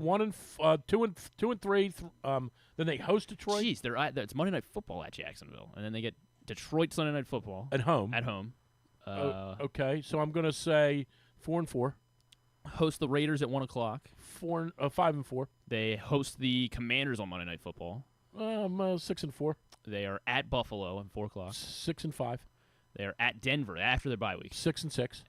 Okay. They get Indianapolis at 1 at home. 7-6, but they'll lose one of those weird home games to the Raiders or the Colts. But go ahead. They're in Dallas on Thanksgiving. They're going to lose that 7-7. Really? Somehow. Yeah. No way. Yeah. They get Houston at home on Sunday Night Football. 8-7. Although it's hard to beat those helmets. They get the Chargers at home at 1 o'clock. 8-8. They get in December. They're at Tennessee at 1 o'clock. 9-8. They get Denver at home on Thursday Night Football. How did you have them? Yeah, Sorry, you've definitely we play one more game. Yeah, you've definitely. They're a 10-7 team. Yeah, They're a 10-7 team that could finish 9-8. But I'll say 10-7. I'll say the Chiefs go 10-7. All right. All right. Chargers do Very have. good. I mean, just looking at it, feels like a more favorable schedule. I don't know. Maybe it's just because it's not as much prime time. They get the Vikings at home. They get I'll the amend Colts that. at home. I'll amend that real quick and say 11-6 Steelers at ceiling, home. 10-7 likely. They get the Eagles at home. The Chargers do. Okay. They do have three of their last four on the road at the end of the season. And finally, would you Have rather? seen Justin Herbert? Would you rather? Okay. Oh yeah, Proctor actually had a good one. I'm sorry, Proctor, I didn't see this. Oh. Proctor, From when the we were start of the talking, show. Come when on, we were talking man. about the GM, Proctor Come said, on. this situation reminds me of when the Athletics made Connie Mack their first general manager in 1901. I'm sure Drew. I knew him as Cornelius from grade school, but Connie was a surprise to me and ended up being okay. Drew Forrester. Right. Not bad. I mean, not bad. Not bad. I don't even know what to say anymore. His material is so. That's pretty good. He put some effort into that one. That one was pretty good. He put some effort in there. And number 3, I can guarantee you, I swear. the Orioles will hire Punch the that guy right in the manager face. and general manager of your choice and will give them full control. Okay. If, between now and Halloween, the only meal you can eat whenever you eat a meal will be, I'm not sure if you've heard about this yet, the white trash sandwiches that Denise Richards apparently used to make for Charlie Sheen and his prostitutes when she was asked to do a welfare check on him. This is a true story from the Charlie Sheen Netflix documentary. I'm not so sure Charlie Sheen ever saw prostitutes, but go ahead. No, yeah, you don't think. Apparently, the 2.5 Men Okay. people, when he wouldn't show up for work, would call Denise Richards and ask her if she would go to his house and do a welfare check on And him. he was there with a. He would be there with friend. perhaps a harem, Okay. and she would try to sober them up Okay. by making them what she calls white trash sandwiches. Okay. Which they don't sound so bad, mayo, mustard, turkey, cheese, lettuce on a sandwich. Mayo, mustard, So I just have to turkey, eat those? cheese, lettuce. But that's all you can eat Okay. It's not between great. now and Halloween. Well, I don't get it. I mean, What? lots of people eat. But not like this. It's all you can eat. First of all, Okay, gotcha. we're not going to oversell these sandwiches. Mayo and mustard, no. Put some barbecue sauce on it, Man, we'll talk. mustard's not- No. those are good That's sandwich a condiments. no. It is Okay, white. She's okay, right. okay, It's okay. white trash. She's right about that. What, can I we mean, say like, white trash on the air? we can. 100% we can say that. It He is. is. He's allowed to say it. I'm white. Yes, 100%. I'm allowed to say whatever I'd like. It is white trash. But I get it. There's been plenty of worse things. But every meal, Well, you have to be convicted about who you want to see run the Orioles and manage the Orioles. 100%. That's And- all part and- of this. And honestly, I couldn't care less. You don't care. So you're. I mean, I don't. I mean, I care, but I'm not going to change what Well, I'm for going to example, eat. I would like for them to hire Kimming and Skip Schumacher, right? Like I think that would be. I'd like to see. I'd like to see him hire honestly, so he could fall completely flat on his face and be Okay. out of the sport forever, Ah. and we'd never have to hear from this goof again. Oh. Honestly, Go ahead. Proctor. So I'll take the sandwiches go. so we could hire Proctor. There you go. And then they would be There terrible. you go. And then I'd get to fire him. There you are. And say, hey, Proctor. That was worth. You know what? It was worth it. It was worth it. I'm giving you that one. I'm sorry, John. You know what I like about you, John? Seriously, nothing. Well, you do like him. I like John when he sleeps. Yeah, exactly right. What time? And what time you do back in Boys Town? Yeah, there, that's what I was Proctor? wondering. That's what I was wondering. Griffin? I mean, yeah, same thing. I don't know if I mean, I care a lot. Probably more than Drew, I think. Yeah, I But don't care who they hire. but I would like it to be Skip. But yeah, I don't know. Skip, what are you on a first name basis with him? We are, yeah, we are. And they're all Skip. buddies. But I don't think I care enough for it to be. All right. I'm gonna root for the guy. Hey, no how's matter your who it brother is. doing, by the So way? he's good. My buddy. He's good. Is he doing Yeah, all yeah. right? He's good. He wants you to fix his fantasy teams. That's his. Oh, yeah. Why would you ask? Yeah, I know. why- I said why I don't think would you he's. ask Why would someone you who doesn't follow the doesn't game? know who the players All are. right, all right. You know how many people, by the doesn't- way, say that to me? Right. You know how many people say to me, hey, would you help me with my fantasy football team? And I'm like, yeah, Scotty Scheffler. I'd take him for sure. No, football. Oh, no. Somebody said, would you play Matt Stafford this week? Drew said, I don't know. They're going up against the Ravens. Yeah, I have no so I don't idea. know if that's a good I call. couldn't tell you. I don't know. On Monday Night Football, I don't know if I trust it. Yeah, he's been injury prone. I don't know. All right. You out of here? Anyway. Me? Yeah. I thought the show ended at noon. It did. Yeah, we've actually just been doing this for us. There's no one listening. How's this going to the 11 to 12 thing? Is it all right? We haven't done it yet. We Oh. haven't. We did last Thursday. We did. Oh, Like yeah, I because said, we went to the baseball game. You never, but you never really, like Stern always used to go off the air at 10. He never went off the air at 10. I know that, but I don't want that because people don't listen to 2-hour shows. I Yeah. need to tighten Somebody it up. does. Somebody does. Well, some people do. All right. Yeah, you can stay if you want. We got to take no, one more break. I got to go. All right, drewsmorningdish.com. Next Wednesday. What's next Wednesday? I don't care. Wednesday before the Ryder Cup, I guess. We got to do a full-blown preview. Yeah. Oh, that's definitely Let's going go on to at 10 next week Yeah, and do a 1 hour. 3 hour. Full-blown Ryder What you Cup. got. All right. All right. Anything else? No, I think I'm good. drewsmorningdish.com. Suck it, It's Proctor. a hooded form. Hey, if you missed it, Stan and Luke Jackson got together on Monday. You can find that show. Facebook.com/PressBoxSports, YouTube.com/PressBoxOnline, or PressBoxOnline.com/video. It's always brought to you by the Costas Inn. And the all-new Costas Inn now open in Timonium. Quick, tidbit, and tubular. We have one more break. I know. Oh. Next. Oh, we're doing. Oh, okay. Quick, tidbit, and tubular next. It's Glenn Clark Radio.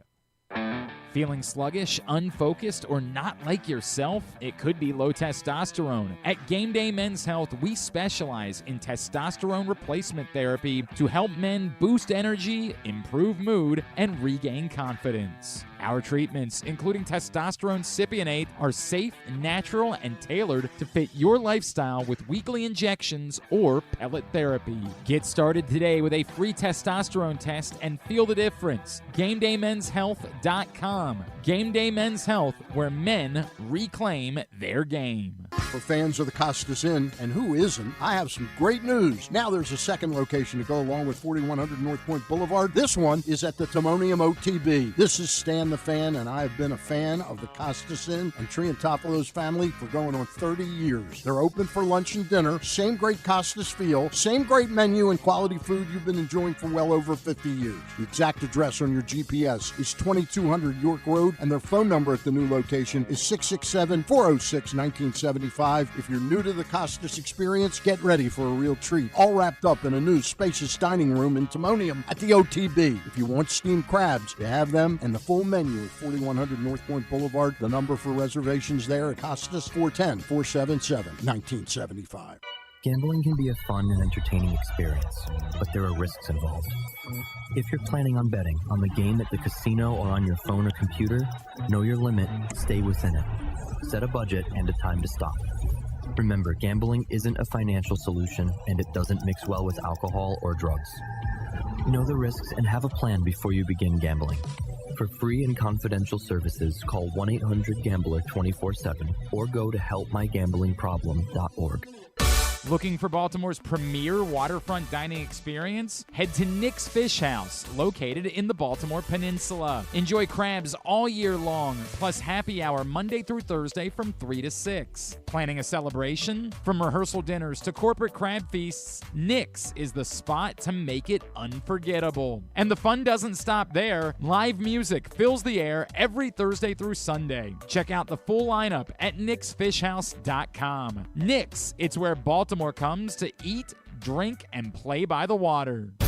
Game day gets even better at Live Casino. Score a live jersey on September 6th and bucket hat on September 27th. Plus, catch our big plays, big pays hot seats on select game days. When the home team scores, the prize pool doubles. And we'll give away a $50 sports and social gift card with every touchdown. Take it to the end zone at Live Casino. At Arundel Mills, must be 21. Please play responsibly. For help, visit mdgamblinghelp.org or call 1-800-GAMBLER. Make the most out of every day in your Toyota RAV4. Available in hybrid or gas-only models. A RAV4 can get you where you want to go in style. Check out buyatoyota.com for deals on new RAV4s from your local Toyota dealer today. Coming back in here with Glenn and the other guy, Garrett, whatever his name is. You know who they are. For some reason, Wisconsin not confirming whether Billy Edwards will start on Saturday against his former team. He did not play against Alabama, right? I believe that is the case, but apparently he's been getting more reps in practice, and so it's either going to be he or Danny O'Neal who would start on Saturday as Maryland travels to Wisconsin. I don't know. We'll see how that plays out. You wanted to talk about the Ken Rosenthal thing. I mean, we can. Yeah. I don't care. Like, really, I don't care. But yeah, it ain't a great look. For those that didn't see it, this was from this past Saturday. Ken Rosenthal's doing a post-game interview, and all of a sudden, yeah, oh boy, that's not great. And then yes, it's the freeze frame, right? Like, it's the freeze frame of if you can find it, when he sort of stares back at him. When he comes back around. Yeah, it's that, right? That's what's getting all the that's getting all the internet traction and making Ken Rosenthal look like an a-hole. That, like, he's staring at the guy that he just ran over like it was that guy's fault. Yeah. And I have a couple layers to this. I think the internet has gone past this, right? This is awkward, but it is not nearly as bad as people are making it out to be on the internet. I think that started with people doing it as a goof, but then it turned into like, no, you really look like an asshole here. And the truth is that, like, it's just awkward. That's all it is. It's just an awkward, Ken Rosenthal quite clearly does not want to barrel over this photographer.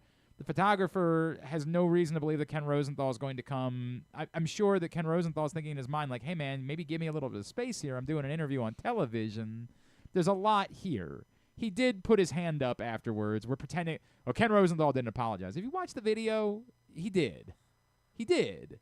He did. Now, it wasn't much, but he did. In the same way that, like, that's what I look like after a shot of mine hits the net and drops in tennis, right? Like, am I really apologizing? No, but, like, I get that's what I need to do here. This is a giant nothing.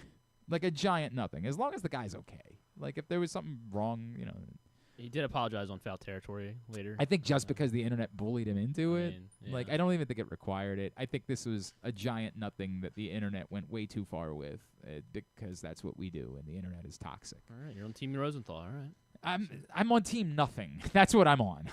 I'm on Team This is Nothing. There was no intent involved. He did, give a little wave. That's all he needed to do in that spot. No one did anything wrong here. Things happen. Like, that, I had to deal with that with my kids all the time. Where, like, I didn't do anything wrong. Right, but he's hurt, so, like, just check on him, make sure he's okay, and then move on. Like, stop screaming at each other. This stuff happens. I feel like that was it. It better be it, because we got to go. Let's get a tidbit. Tidbit is brought to you today by... this one's brought to you by County Sports Zone. Everything you need to know about high school sports here in the state of Maryland. CountySports.zone, proudly sponsored by your local Toyota dealer and buyatoyota.com. Fun stat, well, maybe not a fun stat, I guess, actually, for Orioles fans. But Baseball Prospectus has WARP, which is their Baseball version. Prospectus. That's what I said. What is it? Prospectus. Okay, Prospectus. And their this is their version of WARP, and so the Orioles are second in all of baseball with most WARP missed due to injuries. So behind only the Astros. Of course, the Astros are fighting for an AL West title, while the Orioles are last place in the American League East. But there is some. It just backs up, I guess, a little bit of what the Orioles, what Elias and company have been pointing out with injuries. No doubt. So there is something to it. Almost 12 WARP missed this season due to injuries for the Orioles. Well, if the Astros have been through that much, they probably stink, right? Yeah. No, the Astros are doing all right. They're doing all right, and they're probably going to continue to miss more with Yordan Alvarez now missing the last couple weeks of the season. And then, Drew talked about it. Cal Raleigh did set the record now with 2 home runs last night for most homers in a season by a switch hitter. 56 for Cal Raleigh. Who has the most home runs? Who are the top 5 most home runs by switch hitters? And by the way, I totally missed that Roquan Smith was named AFC Defensive Player of the Week. Congratulations to Roquan. All right, top most home runs in a single season. Mm-hmm. By Switchy. Well, Eddie Murray never had a 50 home run season, right? No, he did not. The top 5 are it's 44 and more for the top 5 here. Okay. I think it was Mickey Mantle who had it, right? Mm-hmm, correct. Mickey Mantle had 54 in 1961. He also had 52 in 1956. But Mickey Mantle second on the list. 3 others in the top 5 here. Like I'm digging at switch hitters, and I just don't know if they had 50 home run seasons. Well, they didn't need to. Those are the only two with 50 right. home runs. Mickey and so then Chipper Jones. Chipper Jones, yes, 45, Okay. tied for third. I don't And know. then 7 years later, after 1999, another guy had Another 45 guy. home runs. This as a is switch hitter. 06 as a switch hitter. I don't know. What team? Houston. 06? Houston. Who was on Houston in 06? Moise Alou wasn't a switch hitter, right? No. Or he didn't hit 44 homers. I don't know. But no, He not. might not even been in Houston in 06. Berkman? Yes, Berkman. Lance Yeah, Berkman. He was a switch hitter. There's your yeah. top four, and then another guy inserted himself into the top 5 last season as a switch hitter. Goes Raleigh, Mantle, Berkman, Jones, and this guy had 44 homers last year. 44 home runs last year as A switch hitter. Man. Including some pretty big ones down the street. Oh, right, Santander. Yeah. Anthony Santander rounds in the top Santander. 5. Yeah, Most home my runs in a bad. single My season bad. by I a should've- switch I hitter. should've gotten 44 that. for Santander. All right, very good. Let's get Tubular. Tubular is brought to you today by Game Day Men's Health in Owings Mills, Frederick, and Columbia. They've done wonders for me, man. Peptide protein's been a huge, huge boost for me. You might be low testosterone. You might be dealing with stubborn belly fat that just won't come off. You might be dealing with erectile dysfunction issues. Men of a certain age, these are just things we don't want to talk about with our friends. We kind of just try to hide or pretend, but they're real. And so the place to turn is Game Day Men's Health. Owings Mills, 443-264-4454. Columbia, 443-266-3505. Or Frederick, 240-931-3717. GameDayMen'sHealth.com. Orioles this afternoon wrap up their series with the White Sox. 2:10 on Masson 2. Tyler Wells and Martin Perez is the pitching matchup. It will also be joined in progress late this afternoon in the San Francisco and Phoenix markets on MLB Network. So very specific. WNBA playoffs continue tonight on ESPN. Mercury Liberty Game 2 at 8. Lynx Valkyries Game 2 at 10. Everything else you can find at GlennClarkRadio.com. Anything non-sports-wise? Your finale of MasterChef tonight. I really hope it's Rachel and Julio. I think they're Julio, awesome. that's how you pronounce it? Julio, legitimately. Oh, okay. They're awesome. I've liked them all season long. My favorite teams were them. There was a divorced couple that was on the show that got knocked off a couple rounds ago, and there was a brother tandem that was awesome. They were my 3 favorite tandems this season, but of the 3 that are left, I got a bad feeling it's the Boston couple that's going to win. Mm-hmm. They've been kind of the most consistent, other than when they say Guadin.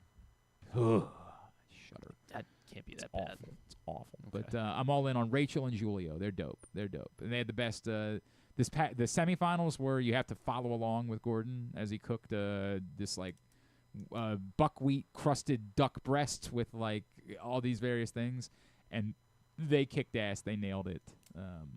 I hope they win. Okay. All right. Well, we'll see. Everyone's on the edge of their seat tonight on Fox. I will be at watching 8. it like next week.